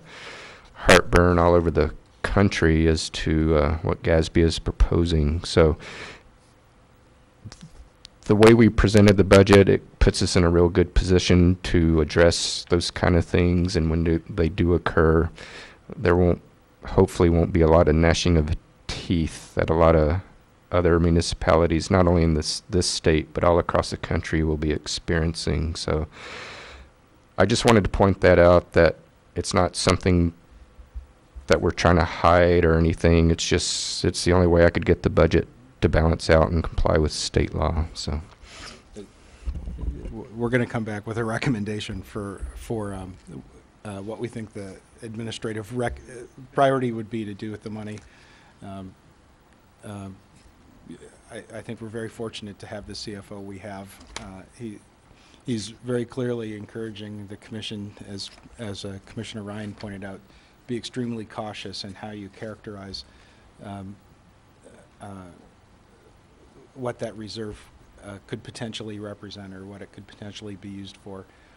We've heard a lot of discussion today about probably the unprecedented state of flux that the whole tax system is undergoing right now. Certainly it's under pressure from the federal level as well.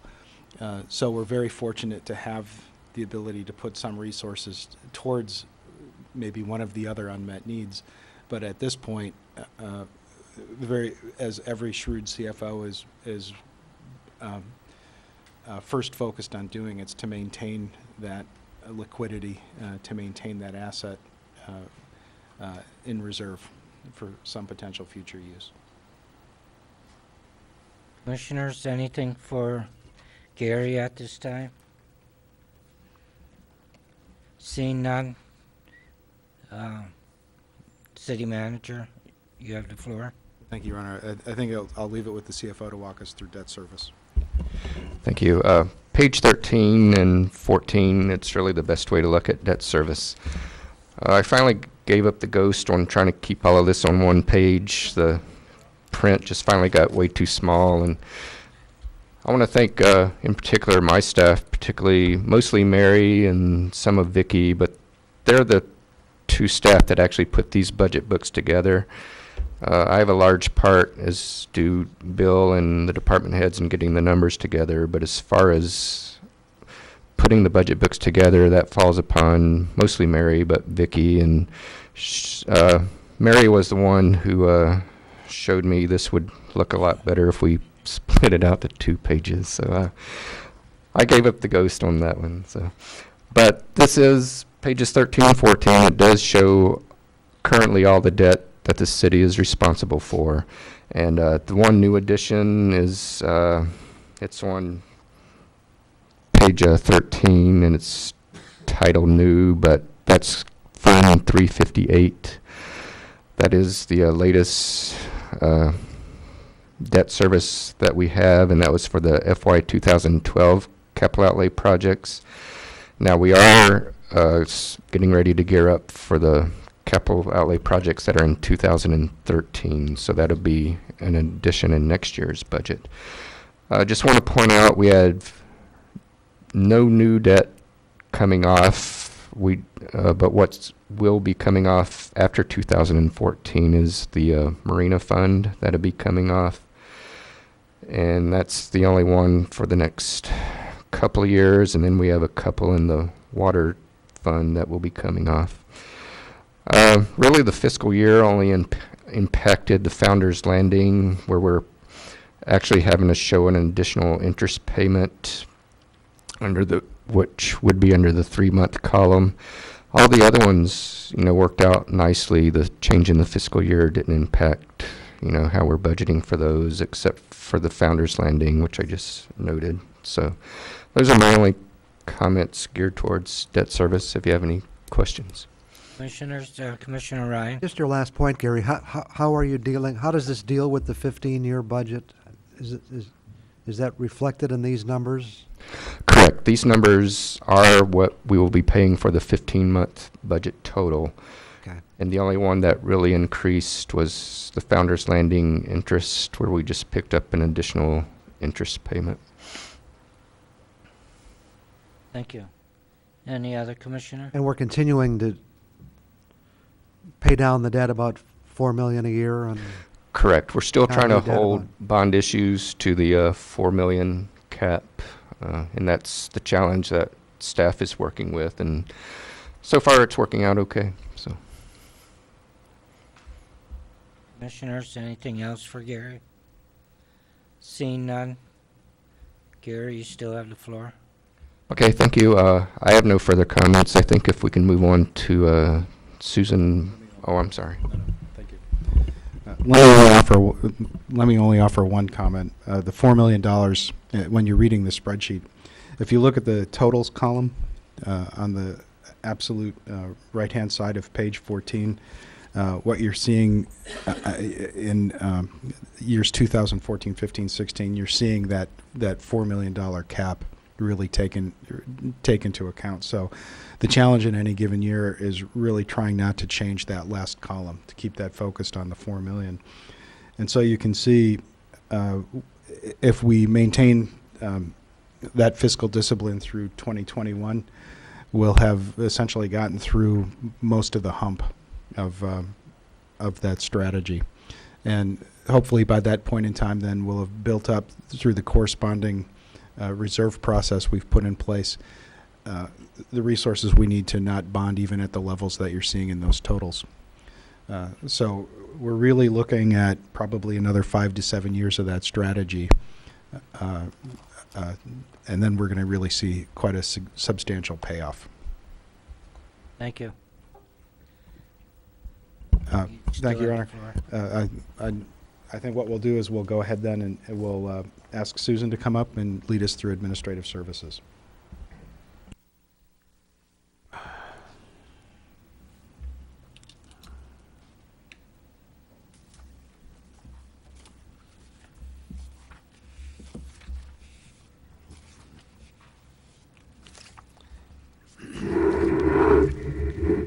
morning again. We're going to start with the city clerk's budget.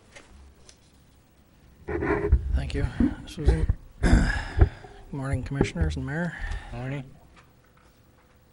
On page 60 would be the clerk's budget. I don't know if you can hear me or not.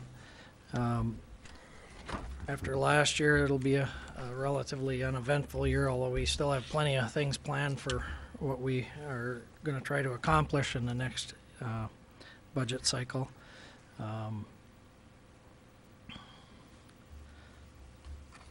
Just taking a look at my notes here real quickly.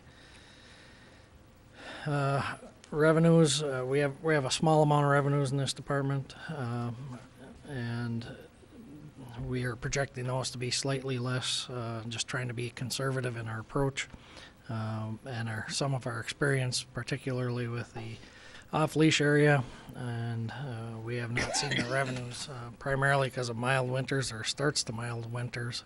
A lot of people didn't buy tickets that normally probably would this year because we really didn't have winter till January. There isn't a whole lot to report there. Moving on to the fee schedule, there's only one notation in there, and it has not, we had not changed any fees, but cab companies in our ordinances, we have to establish the, you'll notice in the lower right-hand or left-hand column on page 61 it would be, there in the blue highlighted area, it just establishes the amounts of insurance they have to carry. And moving to expenses on page 63,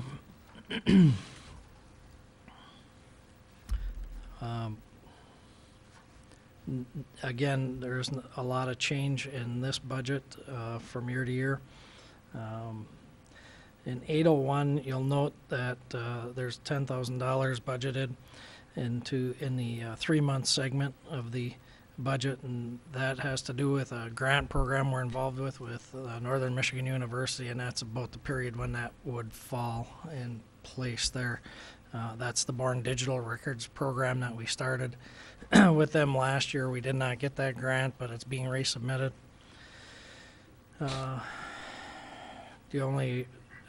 We've continually dropped some of our publishing related costs just due to innovative ways of trying to control those costs over the past several years. Not much else to report unless there's questions. Commissioners, Commissioner Schneider? Just one brief question. Going over the fees, we charge a fee for going out of business sale? We've never charged it since I've been here, but it's been on there forever. So I laughed at that myself. I was just like, why do we have this fee? I suppose I could take it off. Well, yeah, I mean, that would be my it doesn't make sense to have it there, and it's just one of those things that's, yeah, kind of sitting there. All right, that's it. Thanks. Thank you. Commissioner Stonehouse? I just wanted to thank you, Dave, for all the work you did last year. I mean, that was an absolutely horrifically busy year. And to be able to come through it in the style that you did and the reflection on the city, I just thank you very much, not only you personally, but certainly the entire office for everything they did. Thank you. Thank you. That doesn't happen by one person's actions, that's for sure. You got support here from my direct supervisor, city manager, and the commission, of course, and my staff was just excellent last year, and you know, we just it was a tough year for all the demands put on us, but you know, everybody just chipped in, and it was a great effort on everybody's part. So thank you. Commissioner Convancy? I'd just like to echo that, being on the Charter Commission and knowing what our meetings took on top of your regular meetings and going into a presidential election year. I mean, it was tremendous, and I'm not surprised that you're up for an award with the state. So I again congratulate you, and I do have one question on transient permits. Does this include food vendors, I guess, that want to, I guess, have food trucks? Transient, no, that's kind of a, there's kind of a food vendor area in here. I'm trying to think of where it is. Top of second page.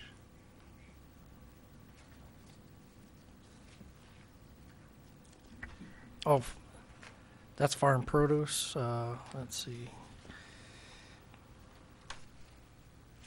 Transient merchant is primarily where you see we have on occasion somebody that wants to rent a space for a limited period of time, selling T-shirts or paintings or things like that. That's appeared most recently on the corner of Wash and 4th in that Citgo parking lot area. That's a parcel that's owned, I think, by Mr. Otavero, and occasionally people approach him to use that area to sell different things. But there's other similar I guess, situations where that occurs, but that's the best one I can bring out of my mind right now for an example. So, but food vendors are, let's see.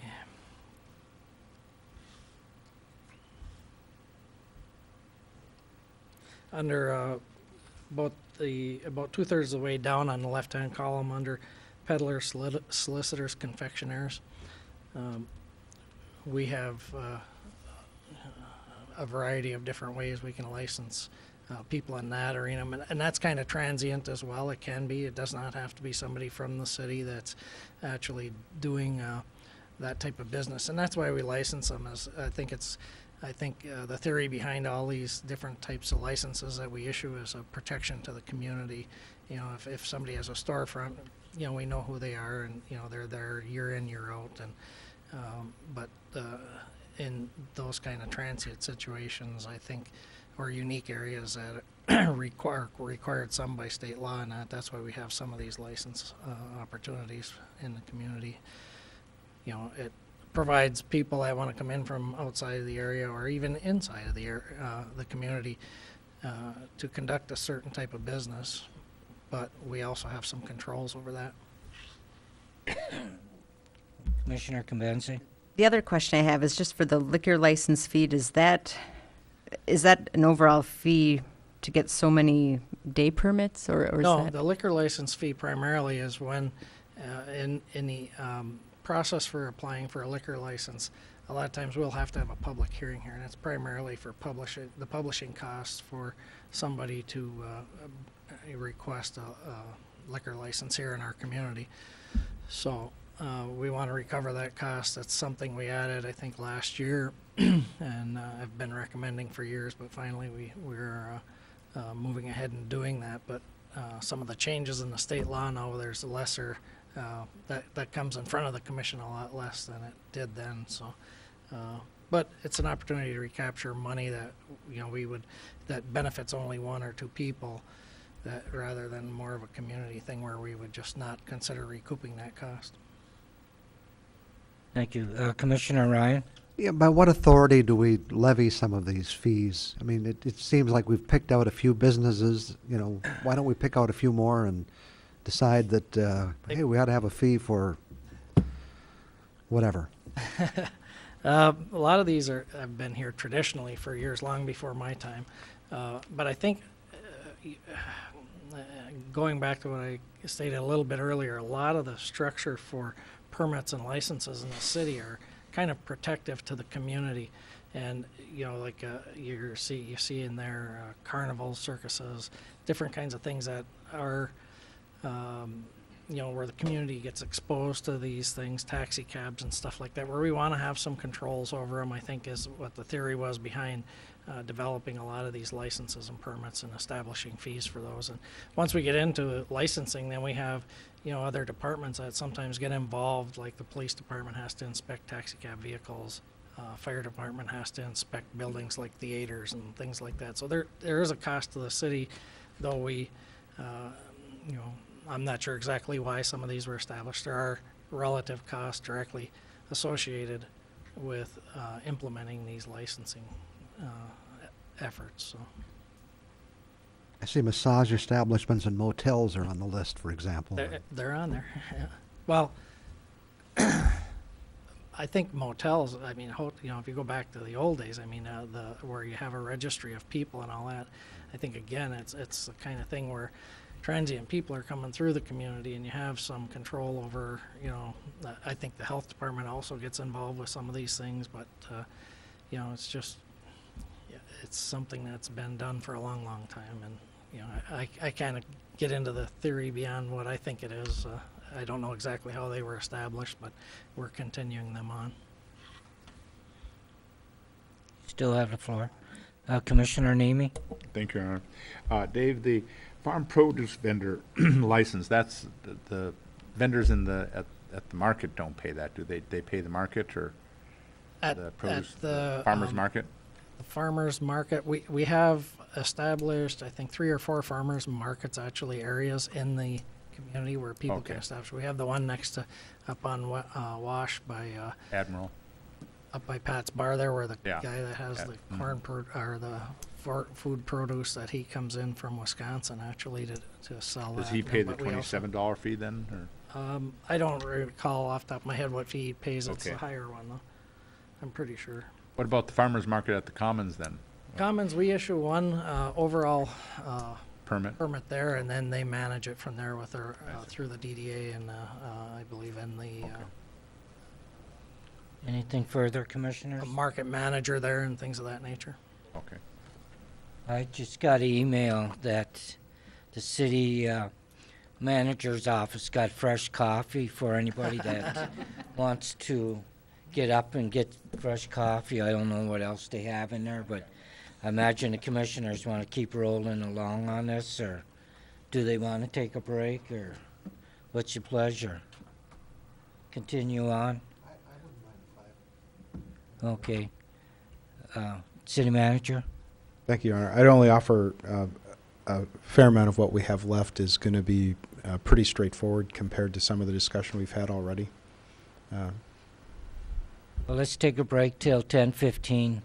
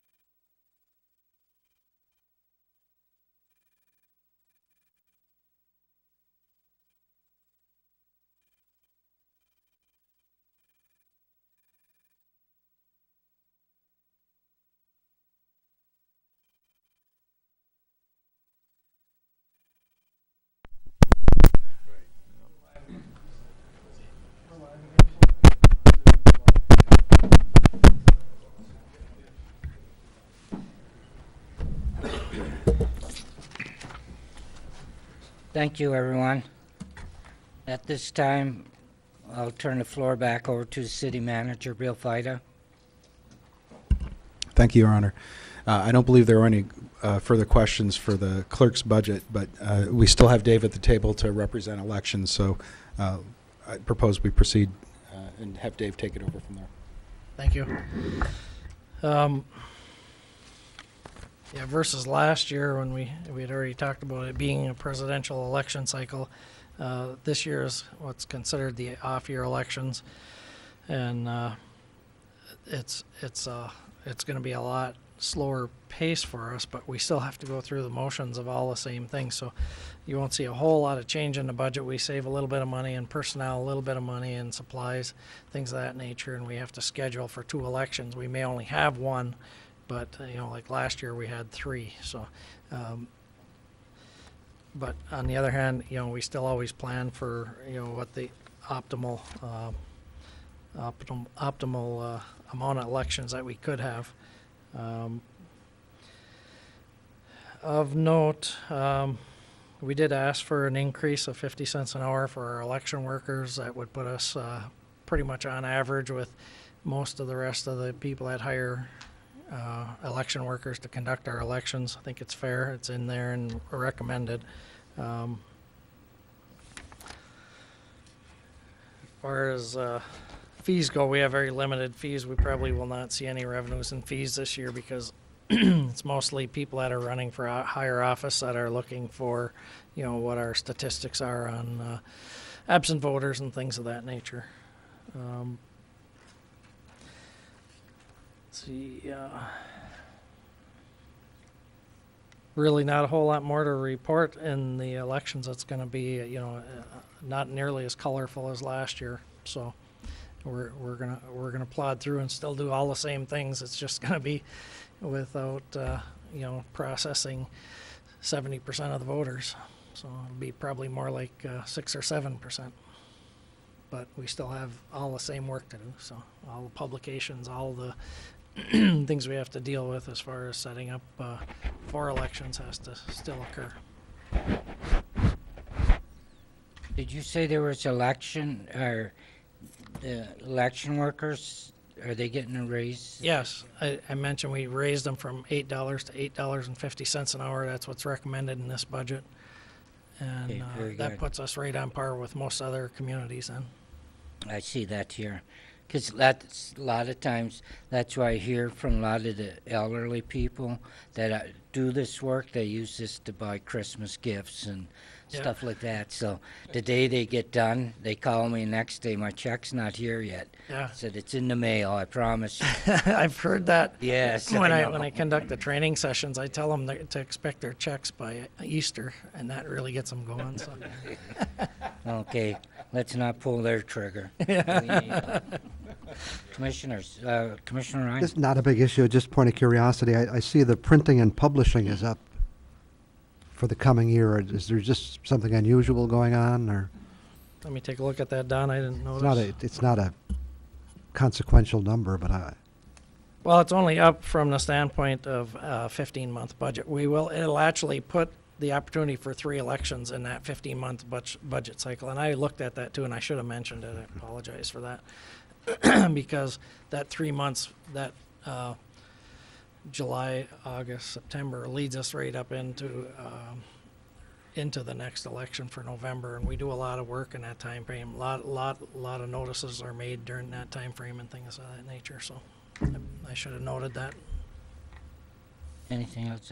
Commissioner Coyne? Dave, the charter was changed to try to reduce some of the publishing expenses. Is that reflected at all, or is that? Well, not really, because we're required under state law to make the publications relative to elections. So we don't have much of a choice there. In other areas, we may be able to make some savings, and then, we may be able to use some of the, due to technology changes and things like that, we may be able to take some other opportunities to provide information to the public that, doesn't require publishing in a newspaper or other advertising. And we were kind of under the impression it was costing $60,000 to $70,000 just to publish notices and so forth. Right, correct? not just out of my budget, that's overall for the entire city. It's expensive, but you know, I think if you put everybody's budgets together, it would be in that neighborhood.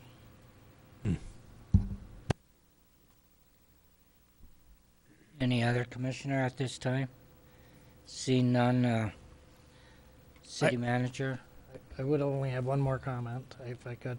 Okay. And that would be, last year we had the Charter Commission budget, and this year we will not. We started and completed that in that one budget cycle, so there won't be any carryover even with what was left there. So. Excellent report, and there's no way we can compute or vote for you, as you know where I was going with that, so thank you. City Manager, you have the floor. Thank you, Your Honor. Let's proceed to Human Resources, and I'm going to ask Susan to lead that discussion. I'm on page 74, the fact sheet for Human Resources. I will point out I am budgeting for a fellowship student at $8,000. I have been in discussions with Northern in the past. They have contributed $4,000. I'm pretty sure they're going to do that again this year, but the final approval hasn't yet come through from the President's office. But it's looking very positive that we will have some additional revenue there. This year under program statistics, the city manager asked me to include the current year. You'll notice that the FTEs are up a little bit. That is because of the additional election workers hired for the presidential election, and we're planning to hire additional lifeguards for the Tourist Park Beach this year. Page 75 is the fee structure. Really the only two fees that we have are the COBRA fees. These are set by federal law. We can charge 2% of the premium for anyone that stays on our health insurance. And if I'm not sure why this is, but if they're disabled and they're on our health insurance, we can charge 150%. Don't know why. It seems kind of cruel, but and again, it's just a guess. I'm thinking that as time goes on and as the health exchanges kick in, you'll see fewer and fewer people staying on COBRA. It's a very expensive plan. Page 76 is the actual budget for human resources. Again, the $25,000 merit bonus is in with the salaries and wages under HR. Unfortunately, they're not for me. They will be distributed to the rest of staff as warranted. But that also has had a slight impact on Social Security and Medicare charges. That is upped because of the $25,000 as well.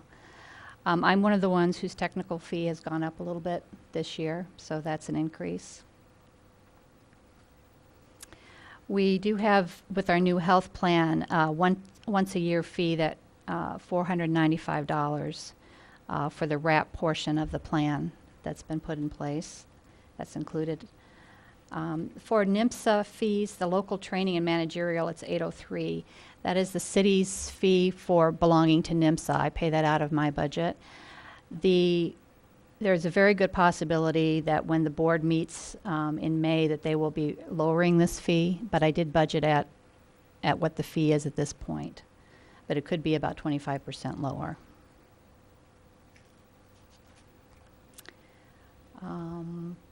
Again, printing and publishing, that's to cover ads in the newspaper. We are trying to move more and more into online and web access, but we do still, especially with local seasonal jobs, do get a lot of value out of placing those ads in the Mining Journal. And they keep raising their prices. The Employee Assistance Program, again, that has stayed steady over the past 5 years. I don't anticipate any increase in that either. I don't know if there's any questions. Commissioners, any questions at this time for? Mm-hmm. Okay, you still have the floor. Thank you.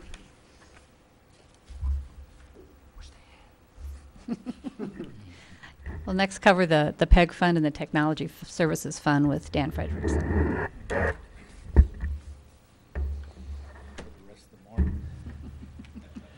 Been commenting that I feel like the lamb being led to slaughter with all of these technology service fund questions.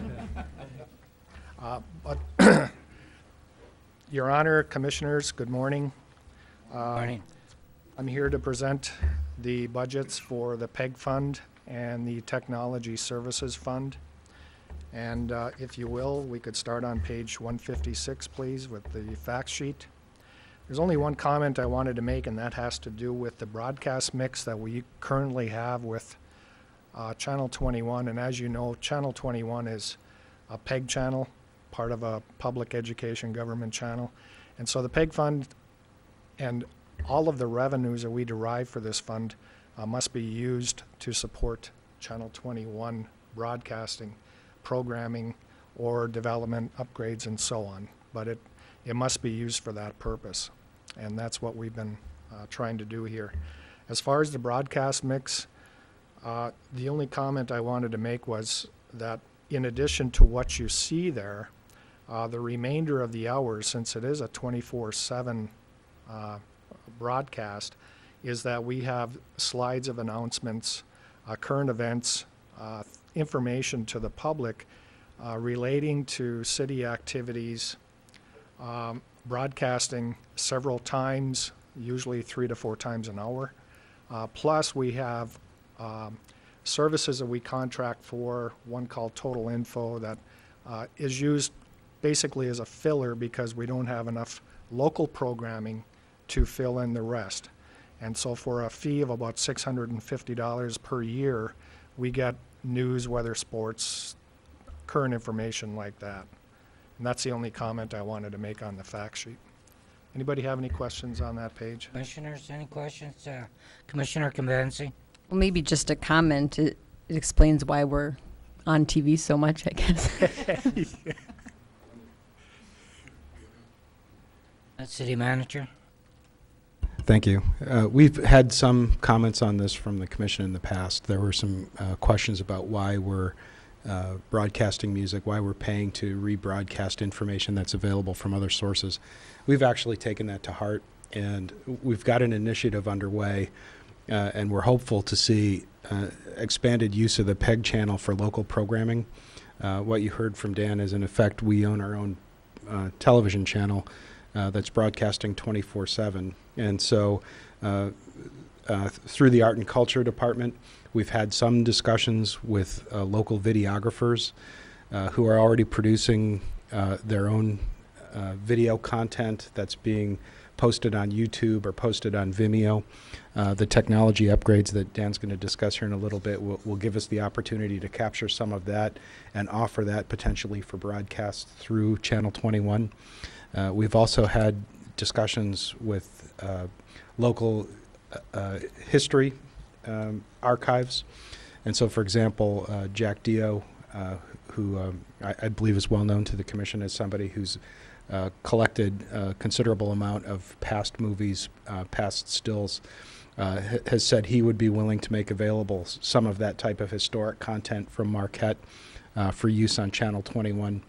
And so we see this as a real opportunity for growth in our outreach and to use the channel to help provide greater context, maybe for policy issues that are facing the community, potentially as well as just for marketing and promotional purposes as well. So I wanted to express again that we've been listening to the commission. We understand there's some concern in paying to fill space just for the sake of filling space. We're trying through this strategy to reduce the amount of non-local content that's being formatted for that channel. And so we're hoping that you'll see substantial changes in the way that we use that channel moving forward. Commissioner Ryan? Yeah, just a question, you know, if that were to happen, the possibility of giving it a little extra promotion might be a good idea. Could those funds be used for that? The PEG funds to promote? Absolutely. I mean, if you had if Jack Dio came up with some great, which I'm sure he could, you know, Yeah, we would historic thing. We might want to publicize that somewhere else, that, tune into Channel 21 and see this. Yeah, well, ideally, we would have a consistent presentation across all the different online and streaming and broadcast media. And this would be the kind of thing where even from the initial conversations, if you take a look at the centennial, the Marquette centennial from 1949, there are actually movies available from that period that showed the parade through downtown Marquette. And some of the discussion raised through art and culture has been, we're not that far away from Marquette at 200. And so if you are going to create some kind of community interest in envisioning and what are we going to look like at 200, particularly for some of the folks we had sitting at the table with us last night, this might be a good way to pique the public's curiosity, remind them of how far we came after 100 years, and then inspire them maybe to put their video visions together for where we might be at 200 years.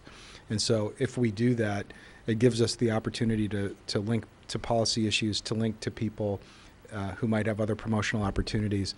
It'd be the kind of things, of course, as a promotional issue that we would bring before the commission to make a judgment on, because it's by and large not something that would necessarily have a financial impact, but it would speak to the prestige of the city and what kind of content we would choose to broadcast. Yeah, and I'm just basically saying if we do some unusual things, we might look at promoting it outside of our, just our own channel and our own internet. The TV station buys ads on the radio to promote, programs. That's all I'm saying. And it's a way to, if those funds can legitimately be spent in that way, and I'm not talking about a big budget, but, because you can also get a situation where people say, I didn't know that was going to be on the channel. I would have liked to have seen that, Commissioner or City Manager? I think Commissioner Ryan's said it all. I would only offer that again. Last year we asked for the same authority that the states had established for the last 11 years. Much like we offer marketing and promotion in some of our facilities in Lakeview Arena, you've seen that with the sponsorships that they have. For some time now, we haven't exercised it, but we asked for the authority. The Commission gave it to us last year. We're still in the process of implementing it. The similar kind of sponsorship for our online presence, and so that would be above and beyond what the specific purpose of these PEG funds might be, as an opportunity to generate revenue to support that. So it wouldn't necessarily just have to come from the general fund. Thank you. Commissioner Nemi? Thank you, Your Honor. On our website, we've got a link to Channel 21 streaming, and nothing, a little innocuous thing comes up from whatever it is, and we don't really stream. When can we stream 21? Hopefully we'll get that straightened out with the upcoming fiscal year. We just recently brought our staff back up to a regular level just a couple of months ago. Okay. So we have a backlog of projects and activities and we need to work on. Video streaming is going to become more and more important in the future, so I want to make sure that that's available to the public for viewing meetings. Yeah, because 21's not available anywhere except on charter cable. That's right. I suppose there's no chance of putting that on satellite, huh?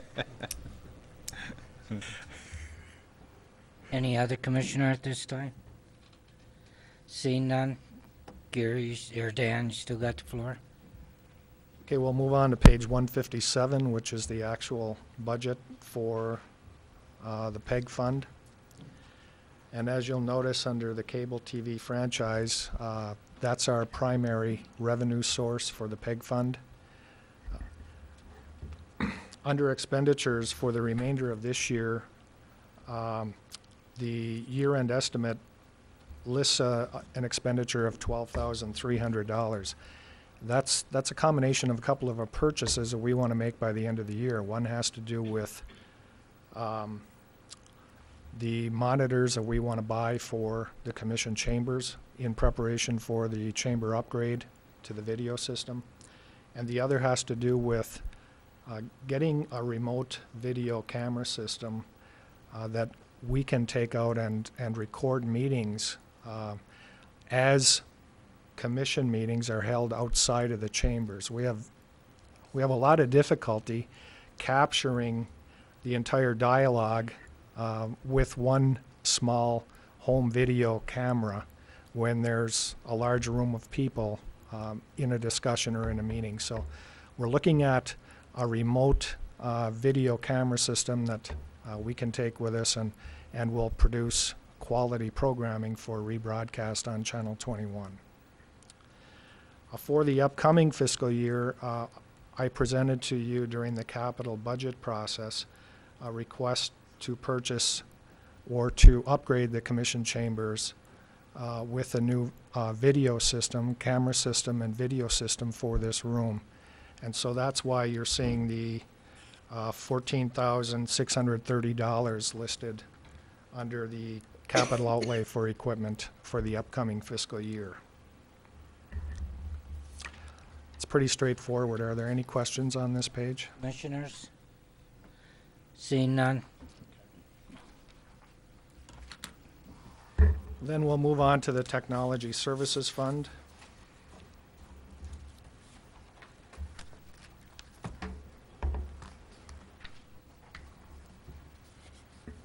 And I have a handout for you before we even get started.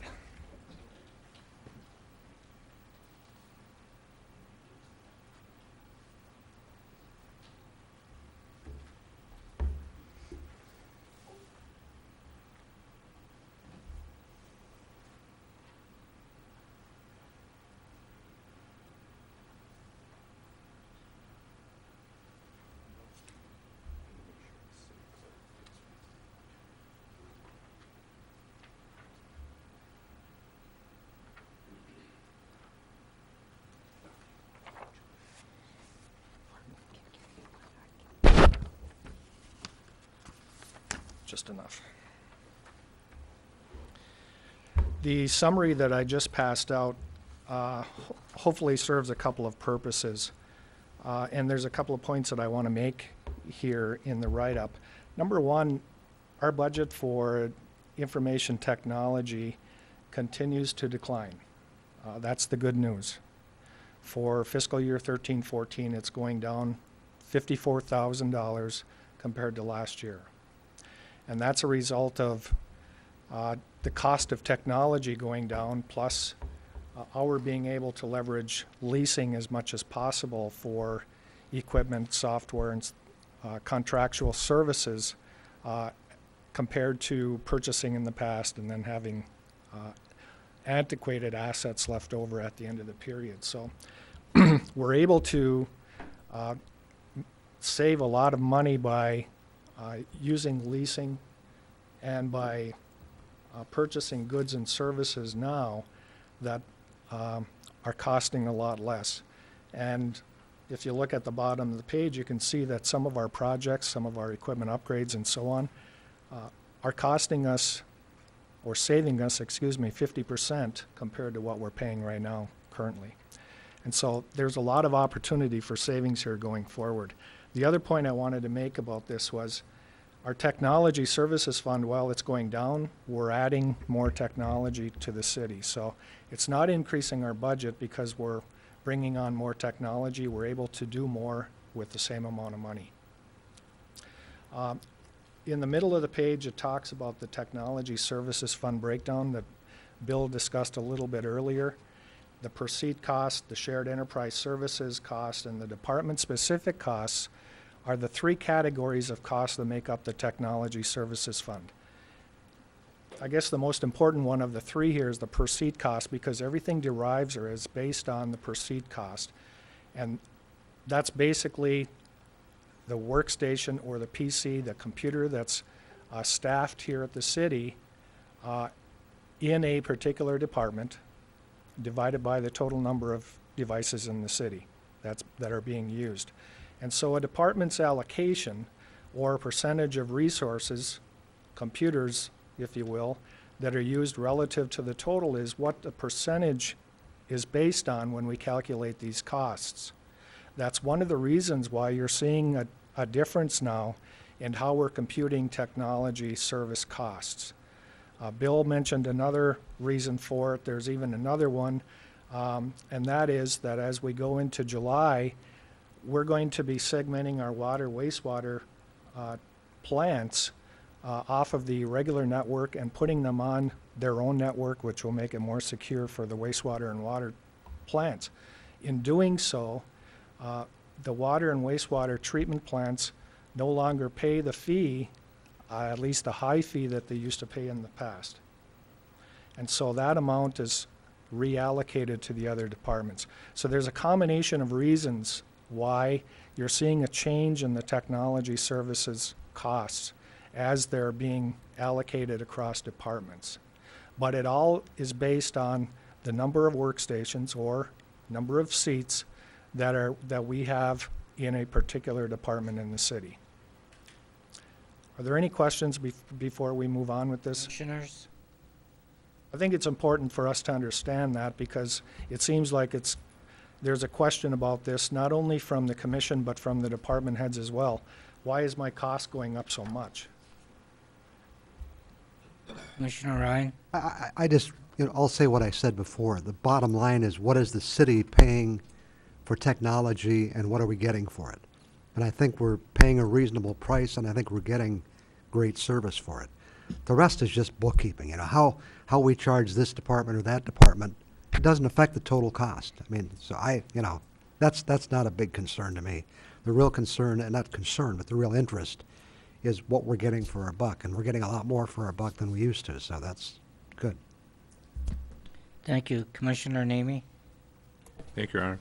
When you were talking about the utilities getting offline, they have so many seats that their seats aren't included in the 198,000 either, are they? Their seats, their computers, the $1,300 per seat. That's going away from your budget also, correct? I'm sorry, I'm not understanding. Well, you're saying, you say here, total per seat cost is 198,000. The average cost is $1,330. Yes. So the water department, sewer department are included in those figures when they go offline and.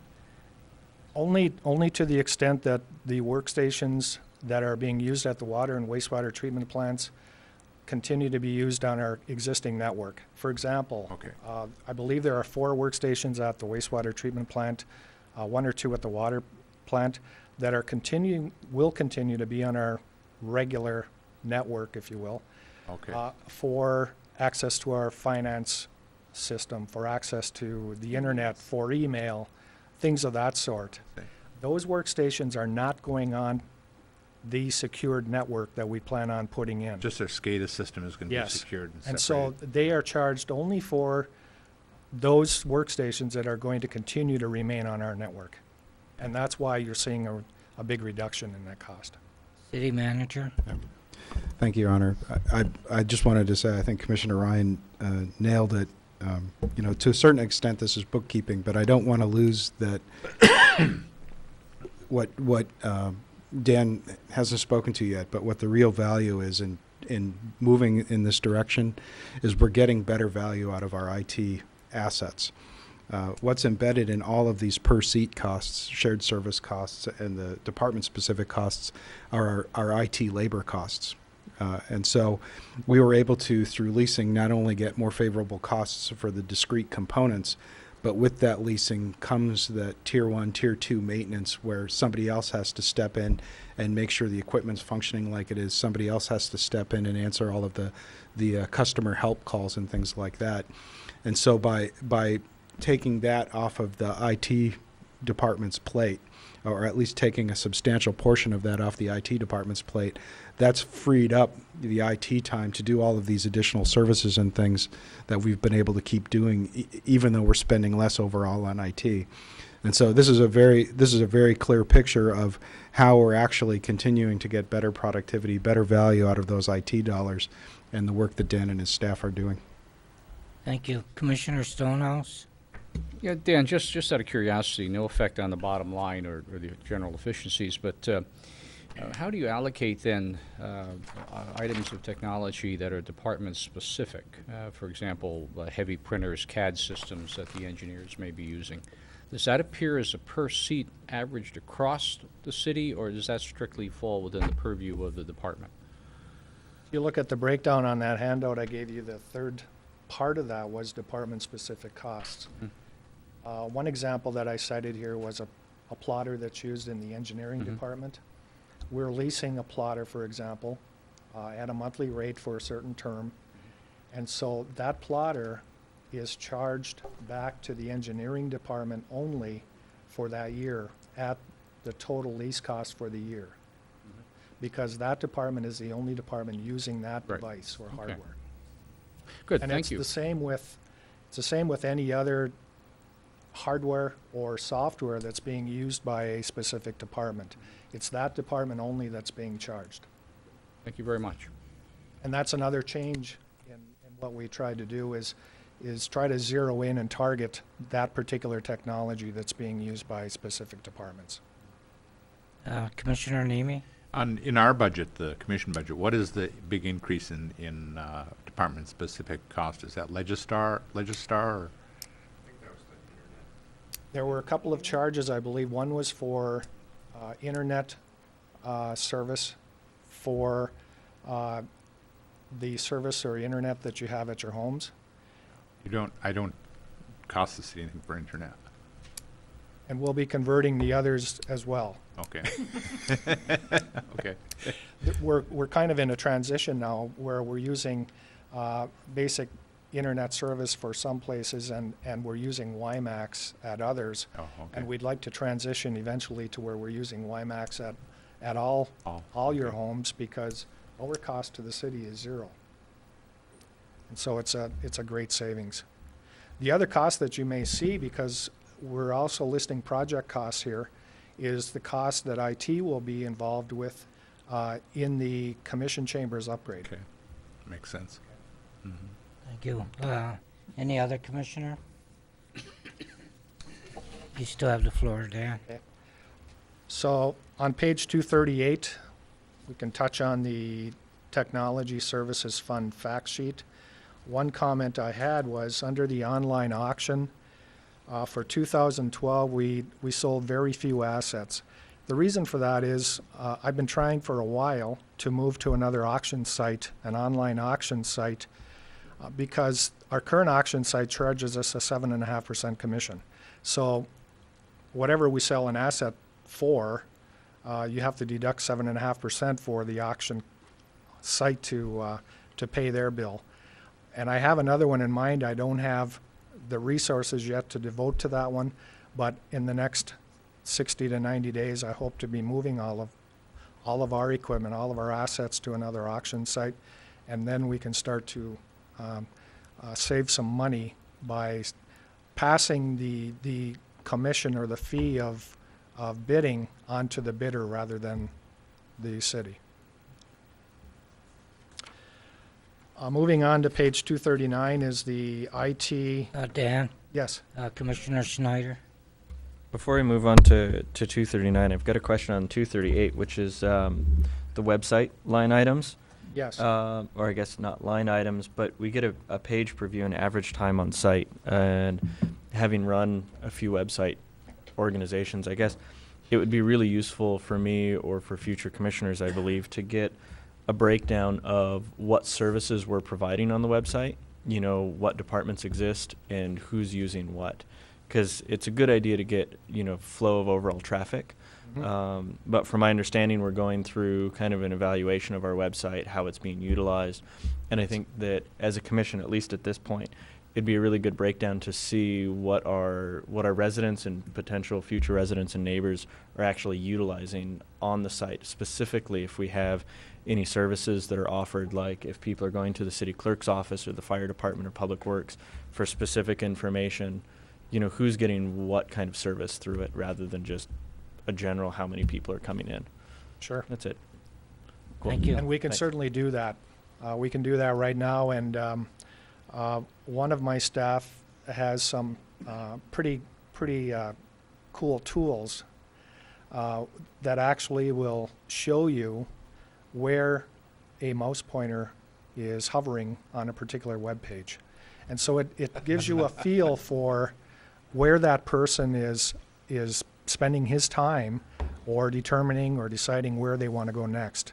So that we're using all of those tools in evaluating how this site is going to be revamped Yeah, the tools are pretty amazing. You can actually see a flow chart of where they're coming in, where they're going, how long they spend on each Right. page, you know, how they're choosing to select one option over another just by where they're placed. It's pretty incredible. So as a commissioner trying to understand how our citizens are interacting with our department, it's easy to look at like the clerk's office and see how many people came in for, you know, dog permits versus taxi permits versus lot splitting, that kind of thing. And I think we could have the same thing on our website. Personally, I would love to see it just for general information, but definitely included in the next budget. I think would be helpful. Okay. You still Any have other the floor. questions on 238? Still have the floor. Go ahead. We'll move on to 239, which is the fee schedule for technology services. Only one comment on this page that I have is that we have a category called IT projects / consultation. And that's an estimate on our part of what IT resources will be devoting to department-specific projects during the coming fiscal year. The other charge, of course, the online record card, is for revenue that we receive for property lookup. Any questions on that page? Commissioners, any questions? Seeing none. Continue. We'll move on to page 240, which is the revenue and expenditure page for technology services. You see the technology fees under the revenue up above.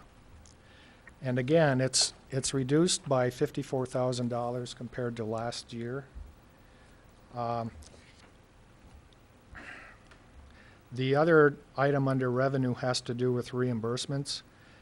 We were expecting a higher reimbursement for this fiscal year, for fiscal year 12-13, rather than what we received, and that was because when we converted our current software for general ledger, payroll, and utilities, we're expecting a refund on our current support fees, and that didn't happen.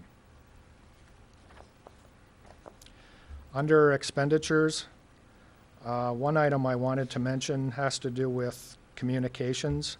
You can see that we came in way over compared to what I budgeted for this fiscal year, and I'm expecting that number to go back down to where it should for the coming fiscal year. And the reason for that is our communications costs just continue to skyrocket on us. And the only way to keep them under control with our current carrier is to sign up for another 3-year deal. And we knew that we were moving towards another telephone system. And so rather than sign up for 3 years, we held off until we have the telephone system provider and the system lined up. And we're going to do the new phone system as well as the carrier lines that we'll be using to connect our IP phone systems to the outside world all at the same time. And that's when we're going to see a real benefit and a reduction in cost when we do that. That's the reason why you're seeing this spike in communications this year. Under line item number 930, repair and maintenance, you'll notice that the cost has gone way down. And that's because we've moved what was in the past, all of our software licensing and subscription fees from repair and maintenance to what Gary set up now as a 942 line item, which is software licenses. And so all of our software licenses will now appear under that line item. That's pretty much it, unless you have more questions that I can help with. Commissioner Ryan? I was just going to point out, and I realize there's a little bit of comparing apples to oranges because things vary from year to year, but you know, the kind of thing I was looking at when I made my comment is 2009, 2010 actual expenditures, $745,000. For the next 12 months, we're talking $576,000. That's a $200,000 difference. That's significant. So, thank you for noticing that. I believe all the commissioners and the city manager noticed that. And Commissioner Stonehouse? Not to be too antsy there and not to throw you too much of a curveball, but do you see any opportunity on the horizon for us to have a city app? In other words, should transition much of what we're doing on a website to what we can do on a smartphone? You mean a mobile site for our website? Well, I mean, an app as I would have on Absolutely. my phone. Yes. I've been talking about it for 2 years, and maybe this year we can finally make it come to fruition. Would you do me one huge favor? Would you please make it for Android before you worry about the iPhone that nobody uses? Our city standard. I say today- that because yes. Android is really the #1 platform that's out there, so. And our city standard is the Droid as well, so we would be testing and deploying using the Droid technology. Great, good to hear that. Thank you. Be careful, based on those kind comments I made a few moments ago, because I believe, I prefer something different. I believe Commissioner Schneider wanted to debate that. No, I'm not going to debate that. I have an iPhone sitting right here, though. I do want to say the comment that I had made about being able to track what services people are using, I mean, that goes to Commissioner Stonehouse's comment quite perfectly. You know, if we can track what services people want to use in the city, that defines what we put in an app so that we don't end up wasting time and space in the app on things that people don't need. Thank you. Commissioner Ryan? Just one more thought, and this is well out there, I guess, but technology changes so rapidly. You know, I hope we're doing all we can to look into the future so that we make good decisions every year. And I don't know how you get there. I mean, if it's, you know, if you have to do this independently with study, or if you attend conferences or meetings, but I think it's really vital that we stay out front, because that allowed you to make these decisions, and obviously who knows what's coming down the road. And you know, I've been around long enough to say to my grandchildren, we didn't even have computers when I was a kid. And so it's not going to take that many years for it to keep changing, and every year it changes. So I just hope we can always stay ahead of that curve. Thank you. Commissioner Convenci? Kind of to follow on that, where do you see the city now as far as being caught up? I know it frustrates people when they have greater technology services or products than we have, or, you know, we're not easily accessible to them. But do you feel like we're catching up, we're caught up, we're still lagging behind, I guess, as far as being on par for what's expected of a municipal government to provide their customers, as far as, you know, accessibility, types of technological services, ease of use, stuff like that? I think in a few areas we're probably ahead of the curve compared to other municipality, and in other areas we're behind the curve. I think where we need to start emphasizing our resources and directing them is into the social media and communications area. There's more and more, and several of you have already mentioned it, there's more and more importance and emphasis that's placed on communications with the public. And we can do a much better job of doing that if we build our applications to give them what they're looking for. I guess one of the biggest comments I hear when it comes to our website is, you get a lot of stuff there. And because it's so much stuff on that home page, it's hard to find anything. And so moving towards a mobile application, you narrow down exactly what the customer is looking for, and it makes it a lot easier to use going forward. I think that's the one area that we have to start moving towards, so that we can do a better job of providing service to the public. And just to follow up on that, I mean, we're saving considerable costs since 2010, 2011, but are there any, I guess, staffing, you know, it begs a question. We're kind of pushing towards more technology, and should we expect to see any staffing requests in the future here, or? City Manager? Thank you, Your Honor.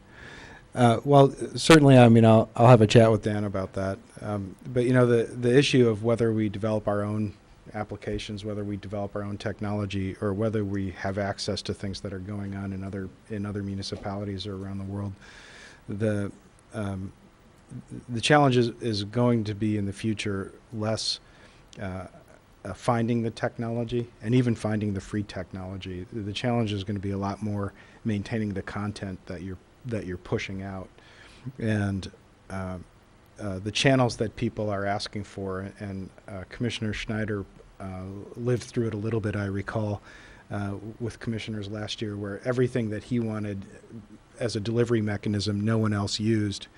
And the frustration was, even for some of the things that he was using, some of the constituents he was dealing with already looked at him as using something that was archaic. So if you tell somebody you have a MySpace page, they look at you like maybe you're from Mars because they use some other social media, whether Facebook or Twitter or whatever it might be.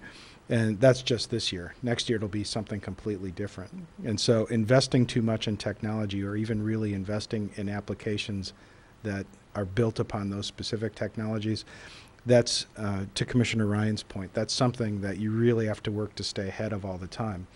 And you have to decide if you're going to be an organization that gets its most value out of the technology element or the use of the technology to push the message.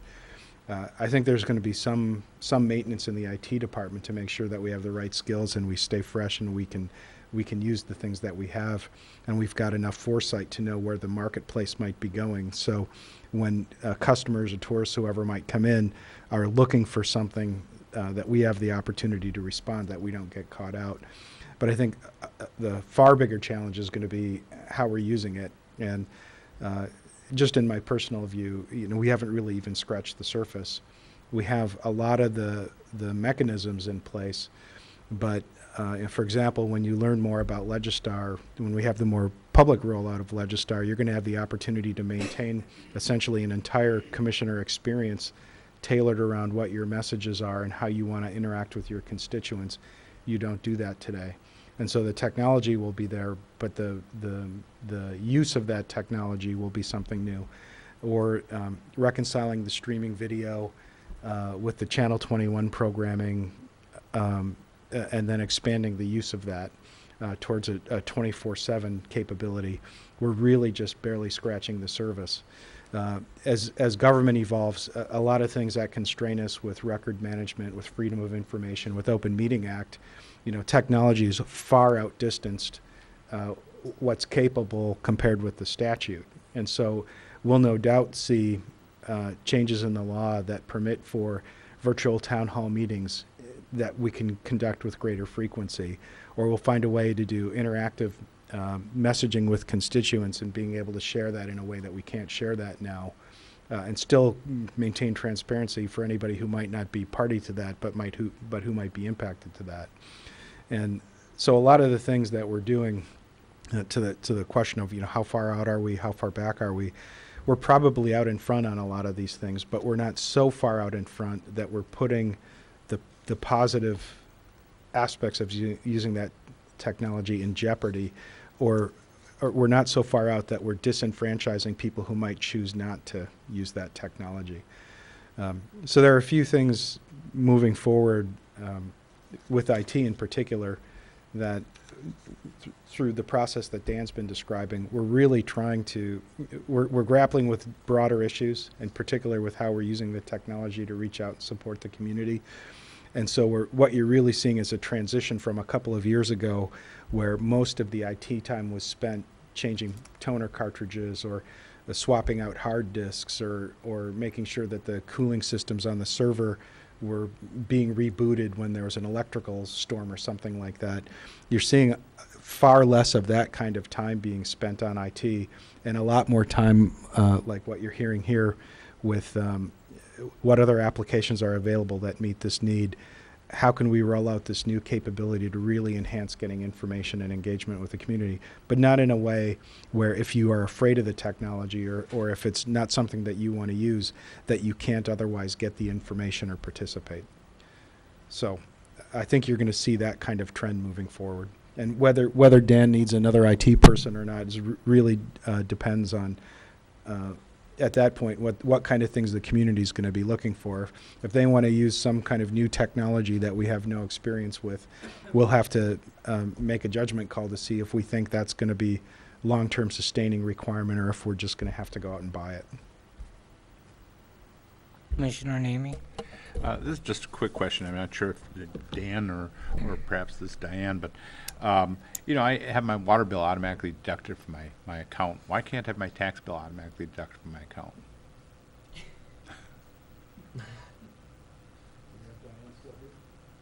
Would that be possible, or? It is possible. Could you get on like that?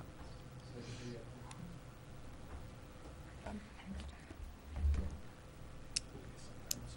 Thank you, Dan. Thanks, Dan. It is possible. Taxes are only taken out twice a year, and at this time, we felt that we might have some issues with account numbers and things like that, but we are looking into that with our new BSNA program. We're looking at all of the online payment situations and seeing what we can do to update that. Okay. So we will have some new things coming out in the future, though. Good. Thank you. Commissioners, anything else for Dan before he leaves?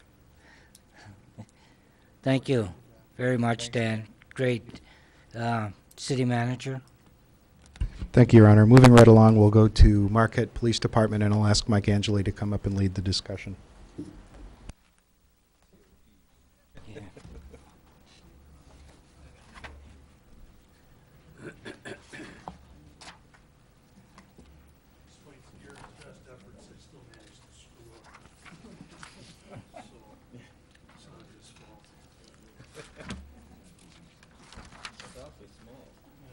That's Gary's doing. That's part of our strategy.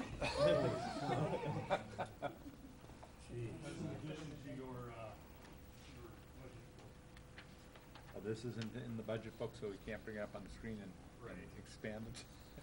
That's correct. I didn't think of that, but that is very correct. If you'd allow me just to say that I would agree that as an eternal customer of the IT department, I think they're continuing to do a wonderful job in taking care of us, and certainly an improvement over past years, and we don't seem to have the same issues that we did at one time, so Dan's doing a great job there. What I handed you is part of our revenue section, and I'm going to need Gary's help for a page number because I printed off the wrong page. We're 116, that's your fact sheet. All right. You want to go to fact sheet first? Okay, fact sheet first, page 116.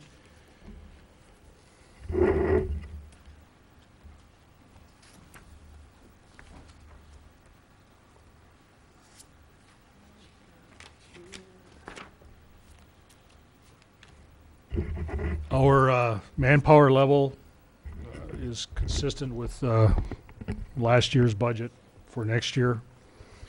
The salaries that you see do not reflect any raises because, like Susan said, we are in the process of negotiating a new contract. We still continue to maintain one officer on the upset drug team, the Upper Peninsula Substance Enforcement Team. It continues to be a valuable asset for us. It's supplemented by burn grant money, which by my calculations is going down, but by federal calculations is still somehow 50%. And they got a formula they use for that I'm not quite familiar with, but it's around 40% of what it costs us right now. We continue to grow and maintain our cybercrime detective that is assigned to the FBI cybercrime unit out of Bay City. He has an office here in Marquette with the FBI office here. It's a growing position. It's in its second year. It was approved by the commission 2 years ago. The first year was primarily spent just the officer passing a background check, a federal background check to be able to work at the level that he works in the government. And the last year's been used training and getting to know the position and getting himself around the Upper Peninsula because he does work with the FBI and not only serve the city but serves other departments in that capacity as well. The FBI is meeting their obligations and providing us with a vehicle, overtime, and all the training that goes along with that position. We continue to also support a youth services officer in the Marquette area public schools. That position hit an all-time low a few years ago as far as financing and assistance from outside areas such as MAPS and others, but it has been growing and improving. Marquette area public schools continues to increase their financial support for that position, as does the Kauffman Endowment Fund, which is indicated on your fact sheet there. Any questions with that page? To the commissioners? Commissioner Convency?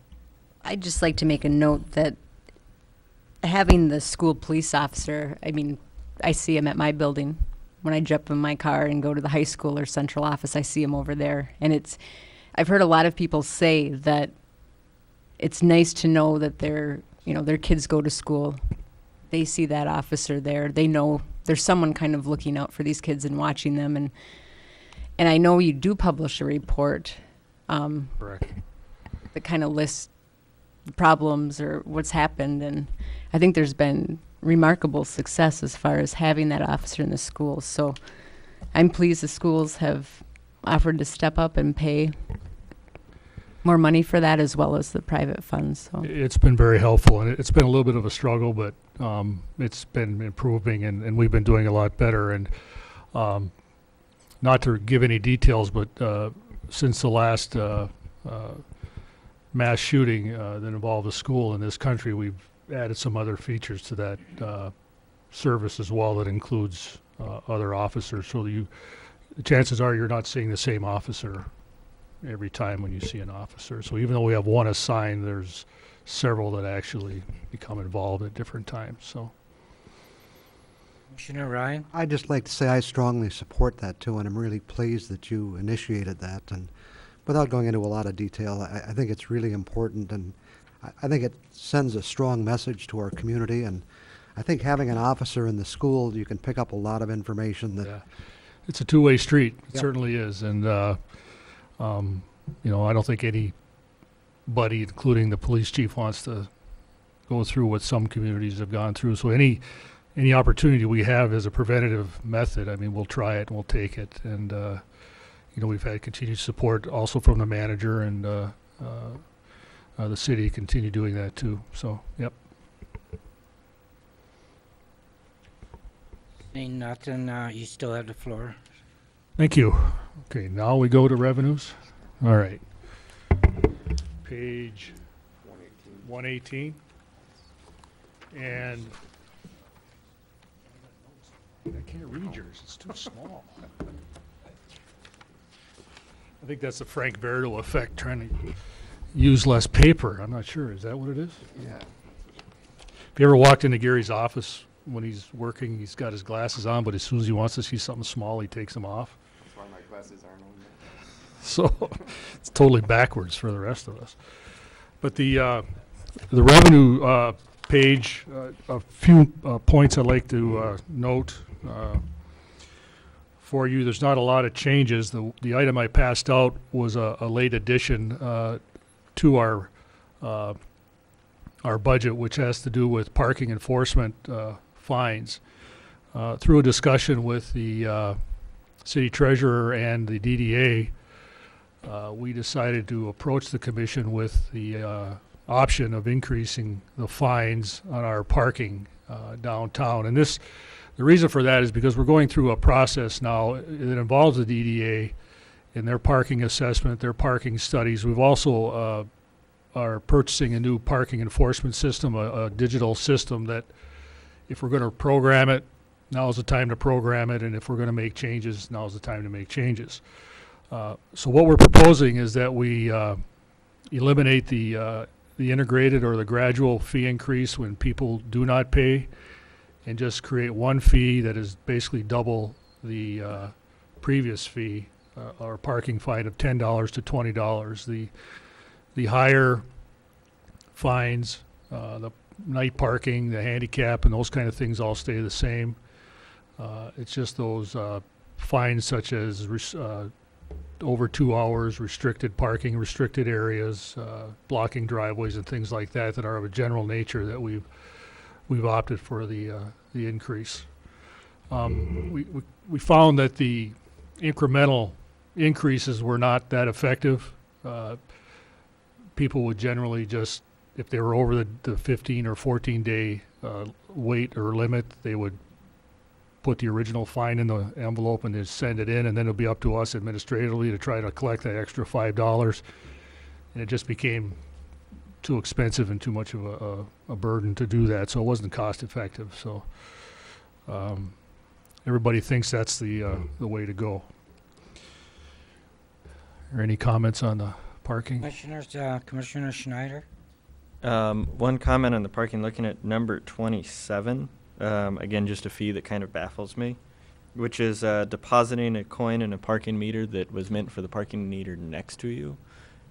Do we ever actually use that?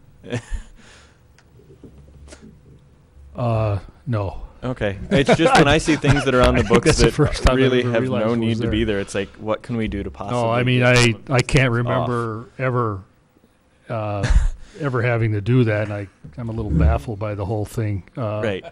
I'm all about reducing as many we things can in certainly paperwork as possible. Get rid of that one. Okay. Commissioner Coyne?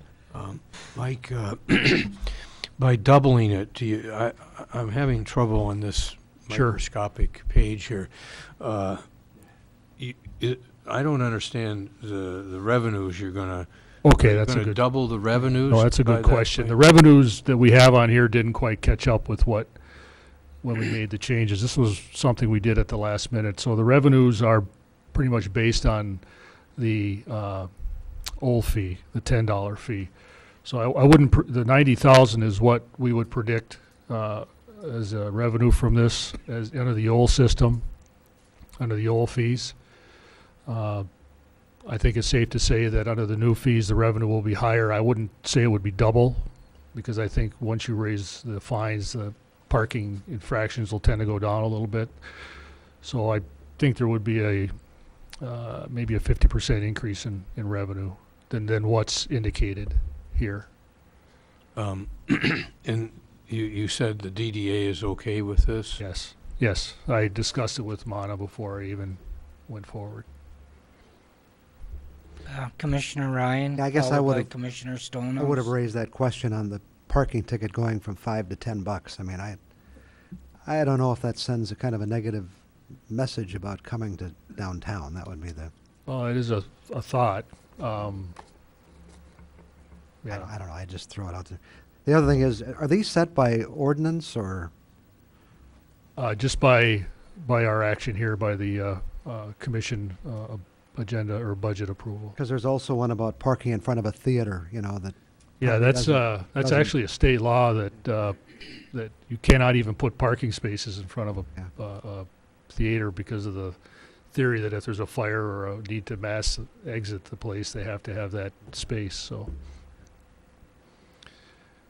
Commissioner Ryan? No, Commissioner Stonehouse? Well, only that I certainly would support the raises. I think they make a lot of sense. $10 is kind of, I think, archaic for a number of years, and there isn't really anything here that's strange. I mean, it's don't park in front of a theater, don't park in front of a fire hydrant, don't park in a handicapped space. This is kind of like no-brainer stuff, and I think it's time we just kind of got them back up to. I think I'd also point out that it was 1999, I think, the last time we made any raises or adjustments to any of the parking fees or fines. Commissioner Ryan? And your department always uses great discretion on anything they do, but, failure to park with wheels parallel to roadway and 12 inches of curb. I'm sure somebody's not running around, measuring, but it allows you in a case of someone who just really takes it, Okay. goes well beyond what's proper. And Right. Well, I guess going back to your previous question, the violations are set by ordinance. The fines are set by budget. Yeah. So that's just mimicking wording that is in the ordinance. And yes, we do use a lot of discretion. We don't have anybody out there with a tape measure measuring. But, you know, for example, if we were to get a complaint from somebody that that particular description you just talked about was causing some problem with parking, we might use that as a method Right, that's what I for assumed. enforcing the problem. And there's several of those in there where I'm sure discretion is important. Thank you, Commissioner Coyne. On the previous page, you had a list of your authorized positions. The parking enforcement officer, that's on page 116. Is that been eliminated or? No. Where would that person be?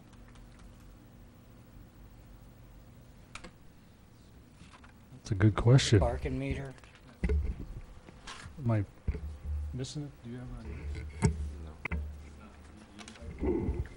No, it's in our budget. Yeah, no, the position was just there. This year we changed the title from parking enforcement to police support, and that was after Henry retired, and we made some adjustments with that. So I apologize, but it kind of looks like we dropped it on the fact sheet when we did that. But not Have to worry about those tickets anyway.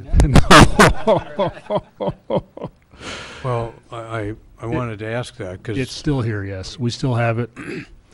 in the past that position has been, you know, kind of sometimes threatened because it was not cost effective. But with the doubling, it probably would be much more cost Oh, yeah, effective. it's, she earns her keep. You know, we continuously have discussions about the value and effectiveness of that officer, including, you know, should the DDA have it in their budget. And I continue to support the concept that it should stay with us as an outside entity enforcing what the DDA might approve as a rule or law. Well, thank you, because I saw her yesterday and I was tempted to say, gee, I'm sorry you're not in the budget. I'm really glad I didn't say that, because that would have meant a sleepless night for her. Well, I thank you for catching that, because I thought, you know, Gary would catch all that stuff. But I'll be getting parking tickets. yeah, but yeah, she would have been at my throat this morning if you would have said that. So thank you. Commissioner Schneider. Sure, if you don't mind jumping to a question on the other fee schedule, the non-parking stuff. Sure. I noticed that we've got a $50 and $75 fine for skateboarding on roadways or sidewalks. Yes. Well, one, I find it very odd that we've got a fine for that in the first place because it criminalizes a recreational activity that a lot of people partake in our community. And I understand the dangers of it being on a roadway. So I'm more concerned with longboards because they are capable of maintaining vehicular speeds, as do bikes. Right. And so curious if longboards fall under that. Yes, they do.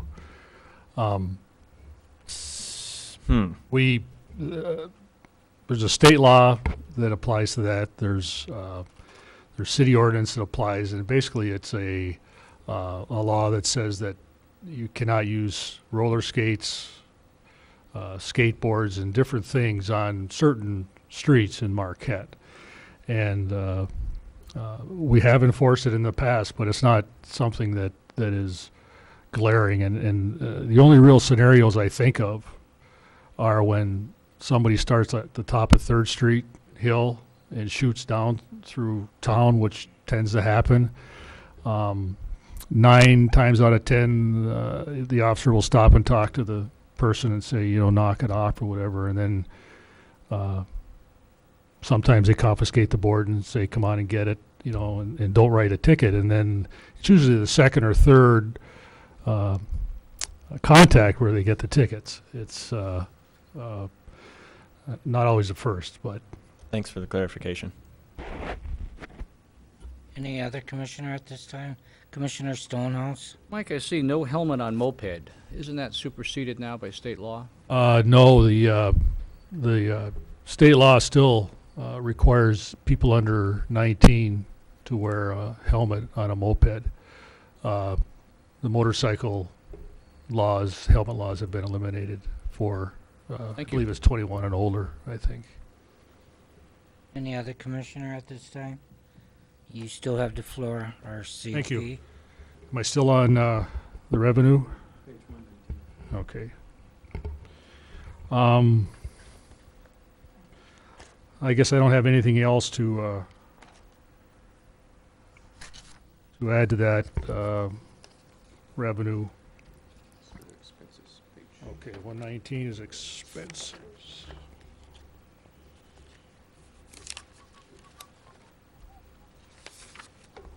Okay.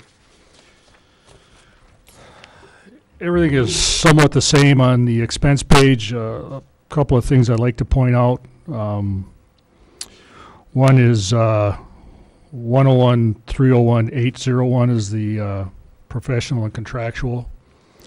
I've had to increase that amount this year because UPAWS, our animal facility, has increased their rates for us. They approached me last fall and wanted an increase in the rates, and there hasn't been one since probably 1997 or somewhere in that area. And I told them I couldn't do it until we came around to budget time. And the increase is about 17% previously from what we did pay. And I have that in actual.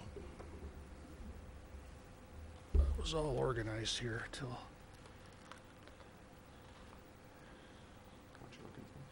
Just my UPAWS cheat sheet.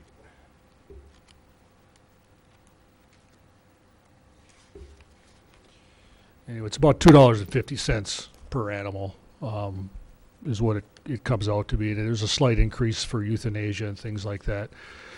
And if you don't know how that works, the city enters into a contract, and this will require a new contract with UPAWS. They are our animal storage facility. They are have been since the time we closed our own animal shelter back in the early 90s. And we contract with them. Anybody in the city that lives in the city or any animal found in the city can be brought to UPAWS, and then we're responsible for the fees that are associated with that. Now, I would say probably 75% of the time the animal owner claims the dog, and then they pay the fee or the fine or whatever it is that's associated. But we maintain a small budget to cover the expenses for unrecovered or unpicked up dogs, or dogs that need to be euthanized. It's mostly dogs. I use that term generally, but there are cats, and we even had a goldfish once that, by the time I realized it was there, it cost us a lot of money. So, Commissioner Coyne? Can I go back to the revenue? Sure. I've been trying to figure out a delicate way to ask this. You have a civil infraction for barking dogs. Is there any infraction for littering dogs, meaning pooping? You know, is that a civil infraction, or you just rely on everybody's conscience? Well, that's a good question. I don't think we have an ordinance against that. We do have, certain areas where dogs are not allowed, and we kind of use it towards that way. We do have areas in town where, we provide the bags, for pickup. But, I guess we could stretch it to a littering complaint if we wanted to do that. But that'd be something to consider. It happens a lot. The problem with that is we very seldom catch the dog in the act, and owners are very crafty. I was trying to keep this on a real high plane. We can discuss that, later. Right. Thank you. Well, the short answer is no. We don't have it. All right. But there is DNA testing you can take from the dog. I'm sorry I mentioned it. Commissioner Ryan? I would be strongly in favor of doing something about it if that's what it takes, because and it's not the dog's fault, it's the owner. Sure. Yeah, I agree. And it irritates me to the extreme that people allow their dogs to crap on our bike paths, or wherever it happens to be. And I think they should be penalized for it. Well, I think something along those lines with maybe more bag dispensers around town would be helpful. I think there's only one or two now along the beaches, but I think we ought to have some community, and I can't recall. Somebody told me one time they had like a $300 fine, or it was a substantial fine, and it worked. Yeah, you know, when you start doling out $10 fines or whatever, you know, nobody pays attention. But we have this kind of joke when we walk around on the bike path is that I don't know too many dogs that just find a bike path and go to the bathroom on it.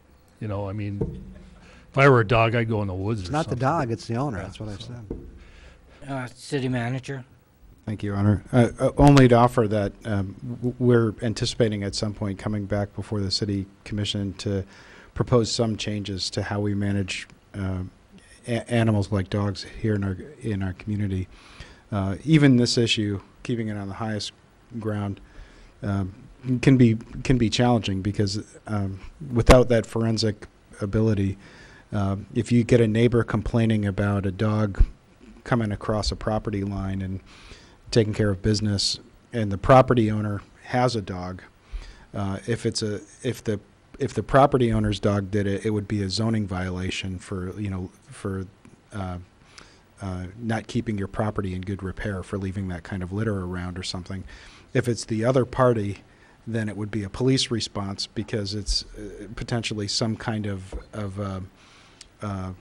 other kind of civil issue involved. And so right now we've run into that not infrequently when we get community complaints about from one neighbor complaining about another neighbor and things like that, and we don't have a good way, and I'm not proposing that we'll ask to do forensic analysis on this level of infraction, but those are the kind of entanglements that you get into when you're putting these ordinances in place. But on the flip side, they can also be good for us for solving other problems. You know, you have handlers, you have comfort dogs, you have different kind of purposes that dogs have now in social use in our community. Looking at the challenges we had with beach closures last year with E. coli, one of the best practices we're seeing now from other communities is actually allowing dogs on beaches because they chase the seagulls and the other kind of waterfowl that are creating that problem away. And so, whether we have dog vigilantes or we recruit people or permit that kind of behavior, one of the consequences is obviously we don't want to replace one kind of excrement with another one. And so it's at some point going to require the community, since this is such a big part of the quality of life here for many of our residents, to really, through a little bit more broader public dialogue, socialize that, I think, before we come back and make a recommendation. Nobody likes to see it laying around everywhere, and we need to clean it up, but it's not as cut and dried as just passing an ordinance right now. And, I understand the public's concerns about the animals having their BMs where they do, but also I find that some of the worst areas I've seen in Matson Park, the island, soccer fields, is from the geese. I mean, where people literally can't walk on the bike path or enjoy the grassy areas because it's so saturated with that. So, Right. You got a twofold thing. Keep the dogs, let them run loose and chase the geese and whatever. But I don't want to stray too far off this. I just want to let you know how filthy it is out there with just other animals too. So thank you. Commissioner Ryan? I did go back to the UPAS thing just briefly. Okay. You said that was in professional and contractual? Yes, I assume that whole amount is not about UPAS. What does the UPAS, what kind of on an annual basis? It's about $12,000. Really? Yeah. I mean, that's a lot of money for, I'm not blaming you, but I No. mean for taxpayers to have to pay because somebody else isn't taking care of their pet. Yeah, well, it's animal control is a important issue in Right. this community, and it just years ago we took a survey, and I mean I think they'd rather see a dog catcher more than me. And, so I decided not to take any more surveys after that. And so, I mean, it's it also, go ahead, I'm sorry. I bring that up only to emphasize the point that, it's costing the taxpayers $1,000 a month because, people aren't taking care of their pets, and we have to pick them up, and that's just for UPAWs. It doesn't count the cost of the officer and everything that goes into it. So correct. We treat it lightly, but it's a serious problem. I'm sorry. Commissioner Kimbanzi? As a dog owner, I just want to make a few comments on this, and that is, I'm disgusted by the waste. I 100% support higher fines. I think a $300 fine if caught, I think that's a great way to start. Personally, I always bring bags with me, but I do notice that as you get further out on the bike paths, there are no baggies. There's, fewer garbage cans, and that might be something to look at. But the other thing I want to bring up, and it's a littering thing, that as our culture gets away from a smoking in public situation with our laws, there are quite a few of properties around town that you walk by and it is just littered with cigarette butts. And so is that something where I've had people ask me, is there a fine for that? Yes. I mean, is it littering? Yeah, that's littering, and we have made efforts in the past in conjunction with Watershed Partnership, and because their concern is that the butts and everything gets into the drain system and then goes out into the lake. And, our officers are instructed, and again, it has to be something that's witnessed in order to associate the butt to the person, and then we often, or we don't often, but we can write citations. I think, you see a lot more people outside now of buildings just on their smoke breaks or whatever, and most places provide a disposal area for those cigarette butts, but we try to stay on it as much as we can. It's just one of those things that's difficult. Any other Commissioner Stonehouse? Just to kind of complain into the wind maybe, but when we were up here, when Niagara was in port last year, the sailing ship, they had about 40 folks on board her. They were university students doing a study on the amount of plastic they were finding in the water. And they were doing that by putting a drogue behind the ship and collecting it. And they were also doing it by diving. In other words, when they came to Marquette, they spent a fair amount of time swimming around Presque Isle, around their beaches, and they were absolutely amazed with the amount of plastic in the water. Because it washes offshore, it goes out about 10 or 20 feet, gets caught in the little slows, the confines and the undulations in the bottom. And all of that, of course, is just really stormwater runoff of litter that hasn't been properly addressed. So it's a significant problem for the city in a number of ways. I've digressed. Thank you. Any other commissioner at this time? Commissioner COP, you still have the floor. I just have one more item I want to mention, and that would be the capital outlay, 977 on the expenses page. We talked about that during the previous budget meeting, and that's the $16,000 that's requested to replace our live scan unit, which is our digital fingerprint unit. The current unit is about 7 years old and in need of replacement. It's one of 3 in the county. Ours is open to not open to the public, but accessible to the public, and we use it quite extensively for applicant fingerprints when people are applying for jobs that require background checks, as well as concealed weapons permits and gun purchases and things of that nature. Thank you. And Commissioner Kimbanzi? If I could, just for the public record, I know when I first came on board, I did ask for a comparison with our total budget, what percentage police and fire were, because a lot of times people say, well, it's so expensive and it's the majority of the budget. But could you, for the public record, just tell us where we stand versus many other communities, percentage-wise? Sure. I think I remember the numbers. And Tom Belt is here to help. He's more prepared than I am all the time, mostly because he's older.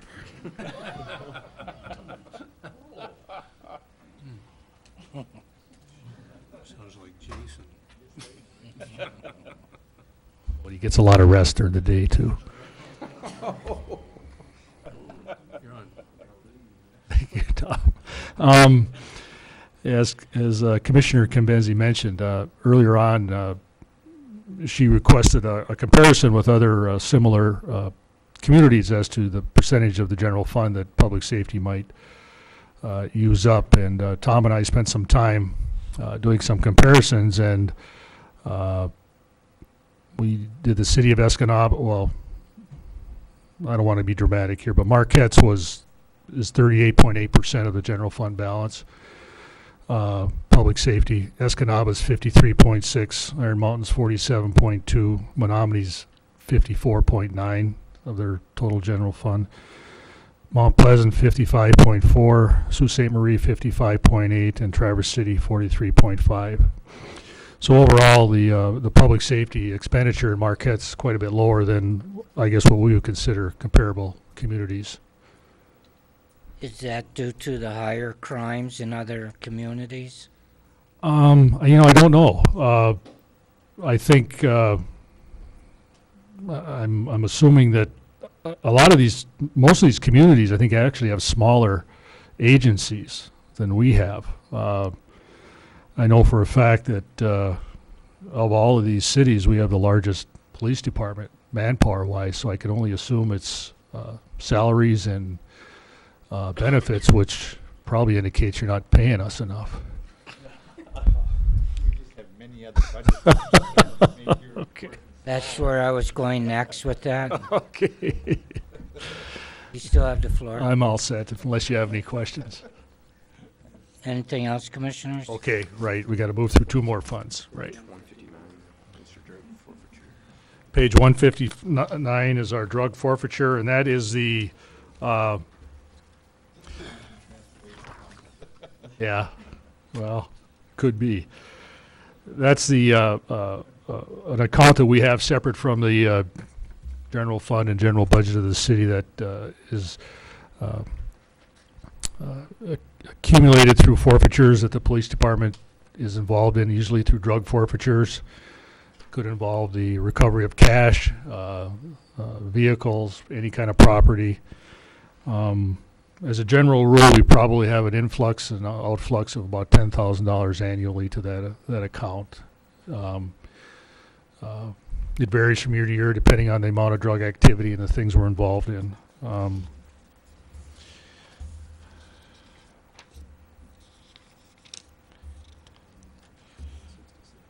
I'm sorry, what's that? Are you finished? Yeah, I'm finished with that unless you have a question.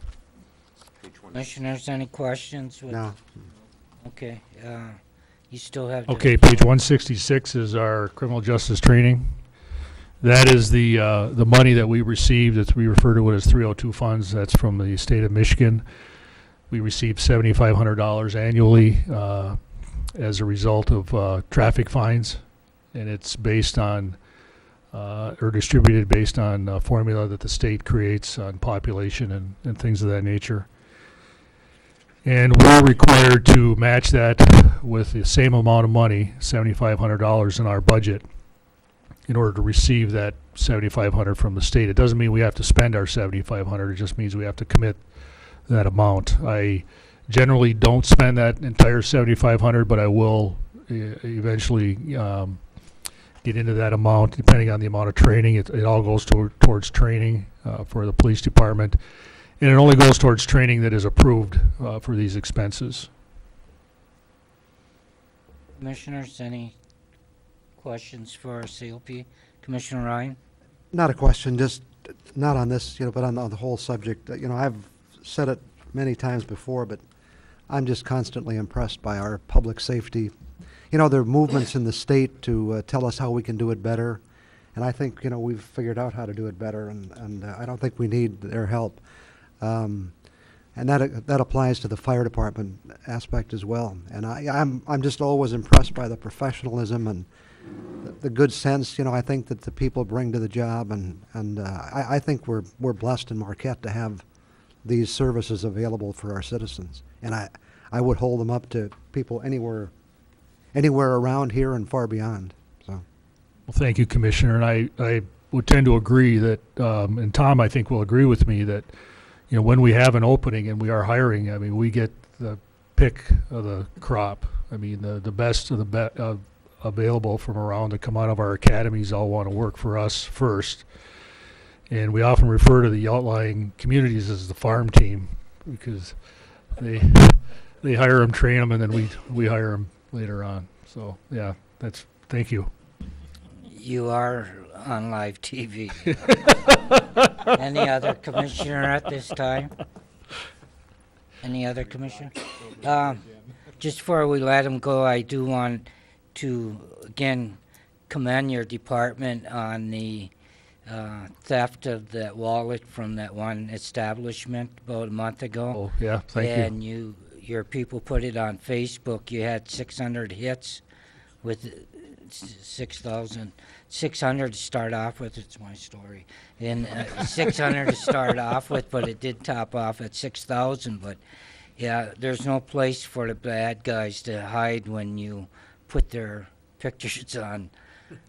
Well, technology is computer. something that's just been amazing, and I'm a slow learner, I admit that, but I mean, as soon as you put those videos out, the people will call, you know, and even if they don't call, they'll talk about it on Facebook or they'll talk about it on Twitter, and little secret is we kind of participate in all that stuff too, so.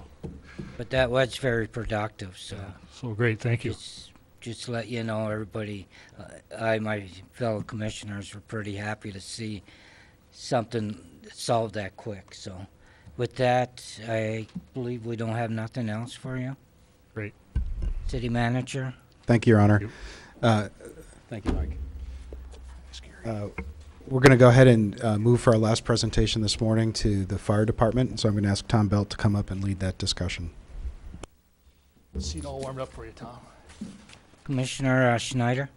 Yeah, I want to make an apology to the city, to the other commissioners. Unfortunately, I do have a day job, and I'm not on vacation time, and I have to ask for to be excused because I have to leave here by noon. Commissioner Coyne? So moved. Support by Commissioner Nemi. Commissioners, to excuse Commissioner Schneider, all in favor? Aye. Thank you.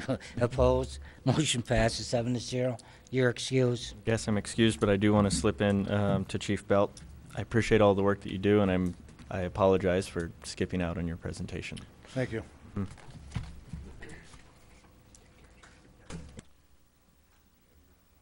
I can promise you I don't have anything nearly as interesting to provide you with as the last department, but yeah, I'm going to start with water.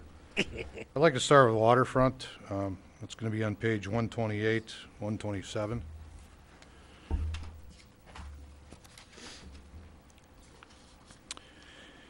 And the only thing really remarkable on waterfront is the fact that we're going to be hiring 2 new lifeguards for Tourist Park, and that's reflected in the wages and salaries.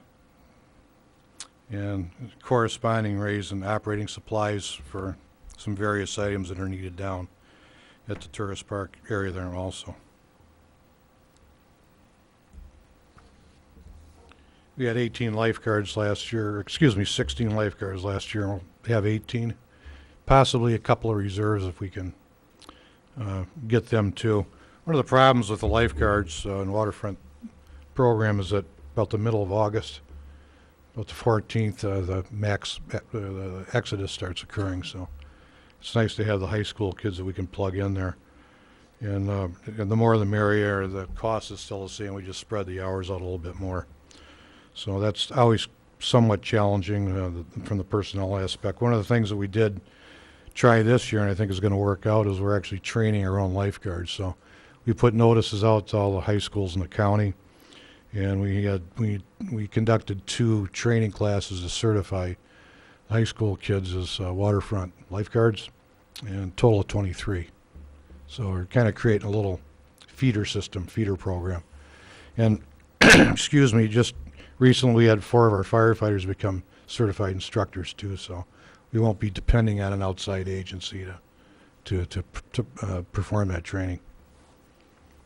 Any questions about the waterfront safety program? Commissioner Ryan? Yeah, what kind of coverage do you plan at Tourist Park? You know, obviously that's a place that's going morning to night, so what? It'll be the same hours as the other beaches, 12 to 8. Okay. Noon till 8.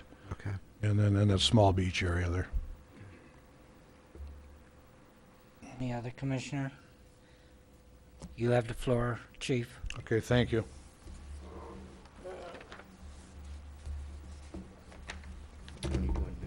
I'm going to do, I'm going to do rental code. Page 125.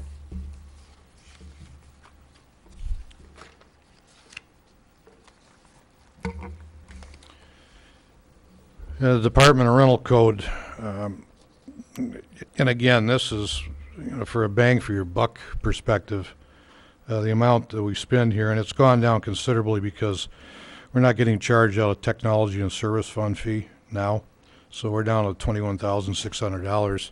When you look at cost benefit, we're in our 8th year, or entering our 8th year of rental code enforcement, and our fires and rentals were about 72 to 75% when we started this program. And keep in mind, rentals are about half of the housing stock in the city of Marquette. A little over half, actually, 52%. And we've got that number from the low 70s down to below 40 as far as fire experience. And it's a direct result, I believe, of this program, the awareness, the working with the landlords. So when you talk about a talk about a bang for the buck, I think this is probably one of our most effective programs that we've instituted. Commissioner Convenzi? I just want to, I guess, give my praise for this program too, because I think there was a lot of resistance at first from property owners to A little bit. have them come into our house. I've heard quite a few say that they do feel it's a valuable program, though, once they got over, someone coming in and probably telling them what they need to fix. But comments I've heard back is you couldn't ask for a nicer person coming to do the inspections, as far as a staff liaison that goes out and does it. You've been easy to work with as far as a time frame, if there's money involved in fixing things. So I do think this program is valuable. I think you can't put a price on a human life. If there was a fire and, maybe there weren't 2 exits out or whatever it is. So I'm very supportive of it. And the only question I have is, I know there was some discussion you had with a state official over, I guess, where funds are stored or something from this. It came through, I guess it came through as far as, are we paying a salary out of the revenue we're collecting? And it was right in November, I think. No, the only thing, Public Act 409 changed all that. The only thing we can charge is our actual cost. Okay, maybe that was it. Yeah, and the reason we don't quite break even on this program is that we'll get a call from somebody who wants to buy a rental unit, somebody from out of town, and we do a courtesy inspection for them. We don't charge them anything. And we found that really works at getting cooperation going. We have a new landlord in town, or a new homeowner, and start off on the right foot with them. And so we don't make any money there, so we never quite break even, but we're close. That's all we can charge, our actual administrative costs of that firefighter going out and doing the inspection. Go ahead, you still have the floor. And then the only other comment I have is more for the commissioners, and that is that I did hear that the Sault Ste. Marie Commission, City Commission, has just implemented a similar program, and I guess we were looked at upon as our struggles and how we went through it, but more so how successful it is and how our community came around to really being supportive. So again, you're helping us look good. So thank you. Thank you. Any other commissioner at this time? Maybe just could you Ryan, go ahead. share some of the most common problems you find that are fixable? Is that? The things that kill people in fires are very simple things, non-working smoke detectors or the lack of smoke detectors. Failure to keep your windows operating in the bedroom that you sleep in so that they easily open. That's a secondary means of egress is what we call it. Something as simple as closing your bedroom door at night when you're sleeping can save your life. And then one of the primary reasons that we got into homes and rentals is to eliminate attic and basement spaces that did meet the code. Most don't. They're death traps. And that's essentially what we look for. We've kept the program very simple. We just looked at how do people die in fires. And let's go at the main reasons. Thank you. Any other commissioner at this time? You still have the floor, Chief. Thank you. Yeah. Page 120.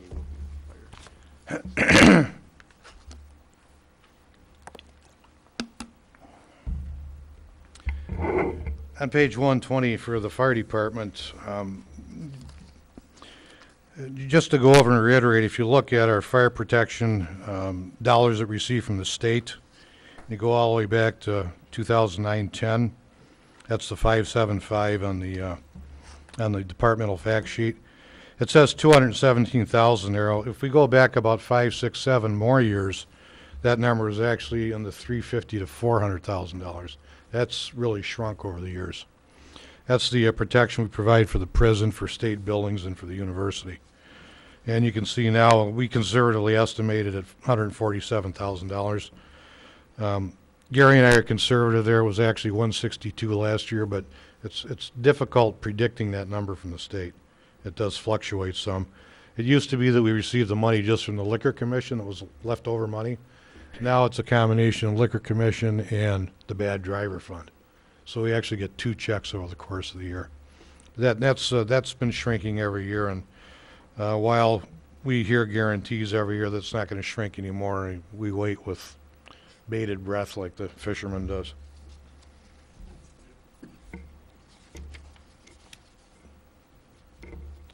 In our regular fee schedule on page 123, usually make adjustments on this every 3rd year, and you'll see the hourly charges that we have for crews going out. The only time that we charge for fire coverage or for vehicle extrication coverage or for people from out of town. And if they're not residents, then we'll send a bill to the insurance company. Sometimes they pay, sometimes they don't. The same thing with residential structure fires. We charge for foam. It's a replenishable, and fire policies cover up to $500 on everybody's fire policy in Michigan are replenishable. So most of the time we do get dollars for that from the insurance companies. Typically our fines are in the civil infraction area. Very few of them are criminal. We can get there on some of the rental code offenses, but we usually have everybody's attention and we work with them. So it's that's worked good. The first 2 years we started out in rental code, we wrote a lot of citations. We're only writing about 14 or 15 per year now in that program. And we put that down to folks who are just cooperating. And we appreciate that. It's the easy way to do things. Safe too. Any questions on the fee schedule? Commissioners, any questions on the fee schedule? Seeing none? No, not this year. Next year we'll put some changes in. You still have the floor, Chief. Finally, on page 124, which is our operating budget, we're up just a little bit less than 2% this year from last year.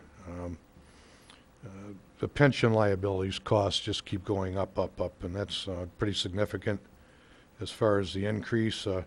Everything else is pretty much the same. We try to hold the line. I know the firefighters say I throw nickels around like manhole covers, but we try to be jealous of the taxpayers' money. City Manager? Yes, I am. I've got that. Yeah, Mr. Vite asked me this during the course of our discussions in his office, and nobody's ever asked me this before. What's our professional contractual? But we are, my OSHA and OSHA have a lot of unfunded mandates directed at fire departments, and we have to have third-party persons come in and test our ladders. We have to get our air quality tested. We have to get our self-contained breathing apparatus tested. We can't do them ourselves. They have to be third-party. And we also have to have fit tests on our masks and full operational tests on our SCBAs. And again, these add up. They get expensive. Our SCBA testing is an outfit that comes out of Wisconsin. Our air tester comes out, this is our compressed breathing air that we use for SCBAs. They come out of Duluth, Minnesota, and then the other comes from Oshkosh. So, and then on top of that, some of the other things we have to certify in third party are our AED tests or CPR, some of our EMS work that we do, and also lifeguarding. So we'll be coming up this year actually in our third year as certified lifeguards. We'll have to, again, have a third party recert on that. So that explains a rather large cost in the 801 account.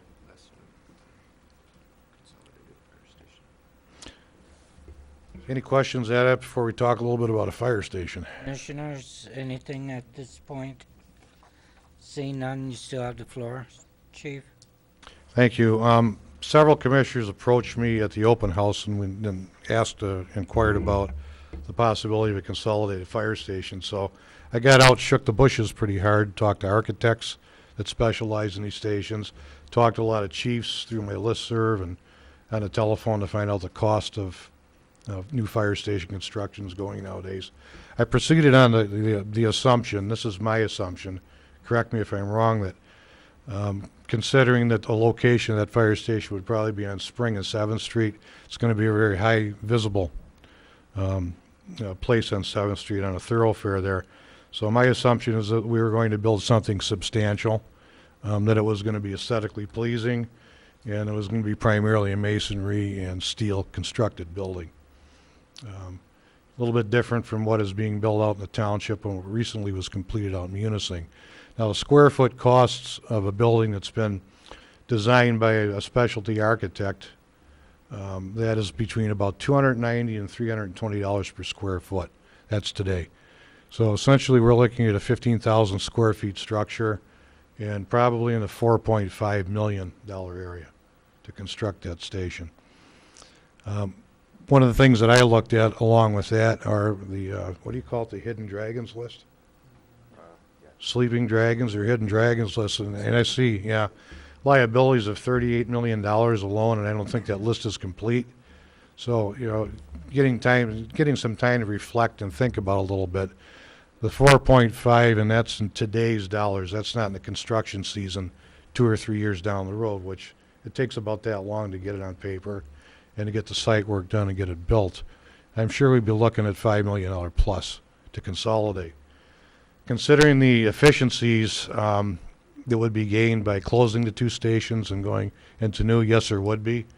But I sat down, I tracked all the costs for running the 2 stations from an infrastructure standpoint and somewhat from a convenience standpoint as far as moving the vehicles up and down the road. And I'm in the about $35,000 to $40,000 range per year. And to me, that doesn't justify the cost of what we're talking about for consolidated fire station. I think that when economic times get a little bit better, and I think property values start climbing back up to where they were, might be a good idea to do a commercial appraisal of the two properties, because those values will climb also. And then to look at something probably in the 2020 to 2025 area. And this will be the point where Station 1 probably need a complete furnace replacement. I mean, we've already got a new roof on it, but there'll be some significant infrastructure things that happen, or will have to happen at Station 1. Station 2 is just, it's a wonderful building. That was architect design. It's built like a, I hesitate to use that word on television, but it's very substantial. And it's stood the test of time. It's 100 years old. It still holds heat. It's a relatively comfortable building to work on, and it's sited pretty smartly for the way the old city was built. So there's just not a ton of cost that I could be honest and come here and say that, we need to justify a new fire station based on this is what's costing us in inefficiency every year or in heating, maintenance type costs. Plus, both of your fire stations are now obsolete with the new equipment that you have. When the men are backing into the station, there's not much elbow room or any room for air to fit the trucks in through the doorways. No, there isn't. We don't have any drive-through stalls, that's for certain, but we do it relatively safely. The neighborhoods are used to it. They've seen it for years now. And is it the most convenient? No, it's not the most convenient, but it can be done. But where I'm getting at, the 21st century stations have a come They're all around the drive-through, backside yes. and pull back up front. Here you have to stop traffic on both Yes, we do. lanes so that the operator of the truck has to back into the stalls, and you always have that chance of somebody not paying attention when a motorist coming through. So There's always some risk involved in that, but again, I think most people are used to it, especially for the neighborhoods, and we do take the time, and we have the vests, we use the lights, and once in a while I'll have a close call, but it's generally not too bad. Yeah, the new fire stations, they're really wonderful. They drive-through stalls are all fully sprinklered. They're required to have full exhaust systems for the fumes, not only from the tailpipes, but overhead too, so there's a lot of creature conveniences and safety features that are now in the new fire stations. well, you figure when just a second, when you figure when Front Street was built, that was for the horses. It was. To pull out with the carriage, so that has a little history to it. In 1913, the first motorized apparatus was 1926, so still a solid building though. Okay, Commissioner Ryan? I appreciate the chief saying what he said. I think as a chief, opening that new fire department would be, or new fire building would be a great step forward, but for you to step up here and say, can we justify spending $5 million to have an easier place to park our trucks? No. So I appreciate your honesty there, and yes, somewhere down the road, it's probably something we have to look at, but if we're doing okay now and the system is working, if you measure $5 million against what the savings might be, it appears it's not there at this time. So I appreciate your saying that. Thank you. Commissioner Coyne? Well, I echo an appreciation for you coming up with that scenario. Thank you. I think, however, it ought to be placed on the sleeping dragon list because, every 3 years there's a whole bunch of new people here and you have to reinvent the wheel, and I think that needs to be established, and the comments are basically what you said, and when things are better, it needs to be done, but it needs to be on the list, otherwise it'll get lost. So thank you very much. Yes, thank you. Commissioner Convenci? And I'd like to echo Commissioners Coyne and Ryan in that it's outstanding to have a department head, really do that analysis and not only have the pulse of what you feel is financially responsible, but, taking into account what's best for the community and for the city long term. So I commend you for that too. And I'll bring up the senior center issue just in that I got a similar vibe from the meeting that I went to, but they were interested in a new senior center if we should get a new fire hall. So I just thought that was interesting in that they would want to be close by, but certainly just the diligence of being fiscally responsible, it helps us.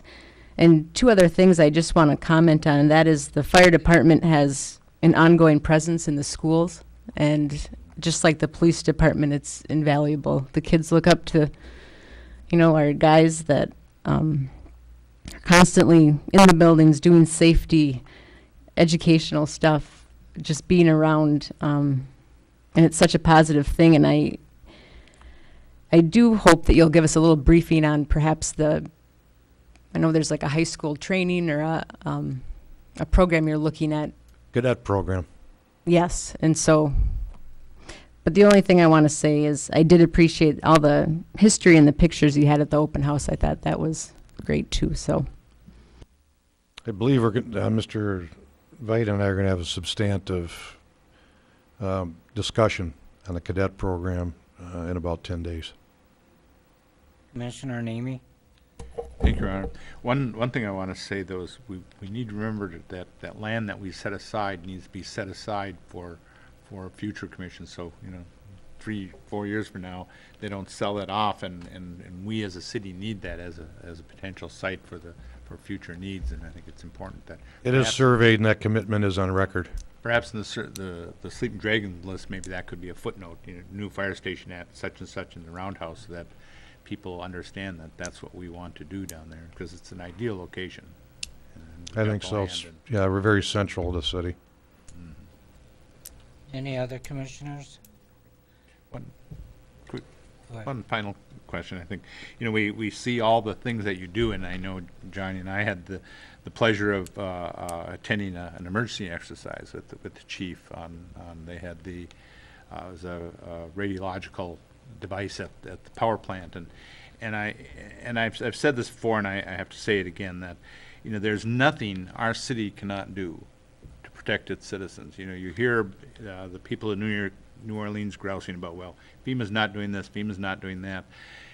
There's nothing that any threat that we can't meet, either from our fire department or our police department, that we all sleep easy as a result of it, and we're really fortunate. We've got a really good group of firefighters who like to train, like to be effective, and take a lot of pride in that. And one of the final comments that I get a lot from are the senior citizens when you offer the free smoke detectors, the batteries. You send your staff over there and install them for these people. They appreciate that. That carries a lot of weight with the residents. And in that fire training house, the kids never forget that when you bring it to the schools. And that fire insurance rating that you had dropped down to what, 2 something? Down to 4. 2.4. So that is excellent. People don't realize that when it's up higher and then you get it moved down the way you did. I'm sorry, we went to a 3 from a 5 to a 3. I'm forgetting already. No, it's your Gotta story. write it down. But anyways, thank you very much, City Manager. Thank you, Your Honor. I think that's going to conclude this portion of the budget section for today. We have, I know, several more sessions scheduled. I wanted to offer just in closing, we've been taking notes and we'll hope to follow up in a timely way with some of the suggestions forwarded today, the information requests. But I'd offer that today, between yesterday and today, we've spent a substantial amount of your time. We're mindful of that. We turn it back over to you, sir. Thank you. And with that, I move to public comment. Comments should be limited to 3 minutes per person. Please state your name and physical address when making public comments. Anyone wishing to address the commission at this time? Seeing none, I'll close this portion of public comment, turn it over to my fellow commissioners. Commissioner Conbenzi.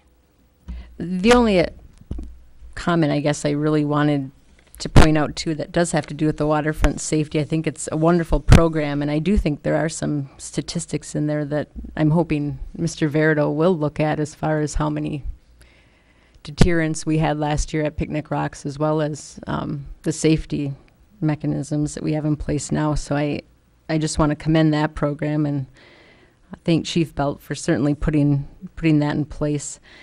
I think I'm going to save the rest of my comments probably towards the end of our last session, so thank you. Okay, thank you. Commissioner Nemi.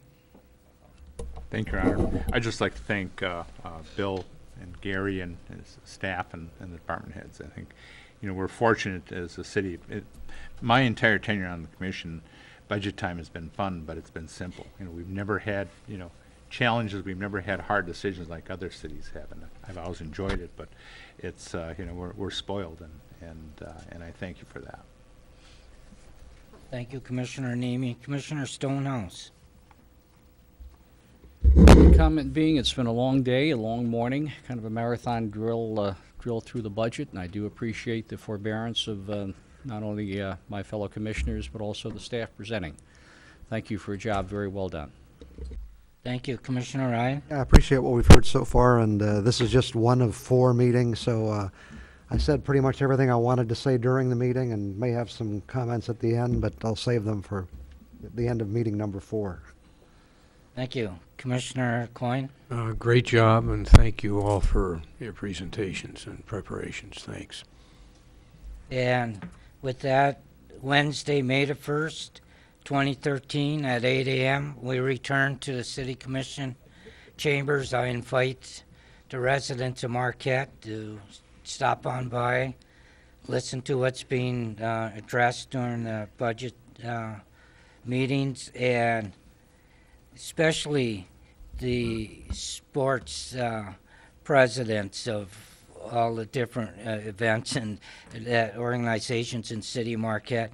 Now's the time to address your concerns, because after we pass the budget, we know that someone you will come and say, gee, I didn't realize that you're going to raise our rates. So please come and attend these meetings, and we appreciate seeing you here. Thank you very much. And with that, I'll turn it over to the city manager for final thoughts and concerns. Thank you, Your Honor. I would just like to thank the Commission for all of your patience and your views. We've got a great team. The department heads are doing a great job. They not only present themselves well, they present themselves sincerely, and their work reflects a lot of hard work from the staff supporting them. And so my thanks to all of our department heads, to our CFO, and to your patience in working through us with this process. Thank you. Thank you. And with that, we're adjourned.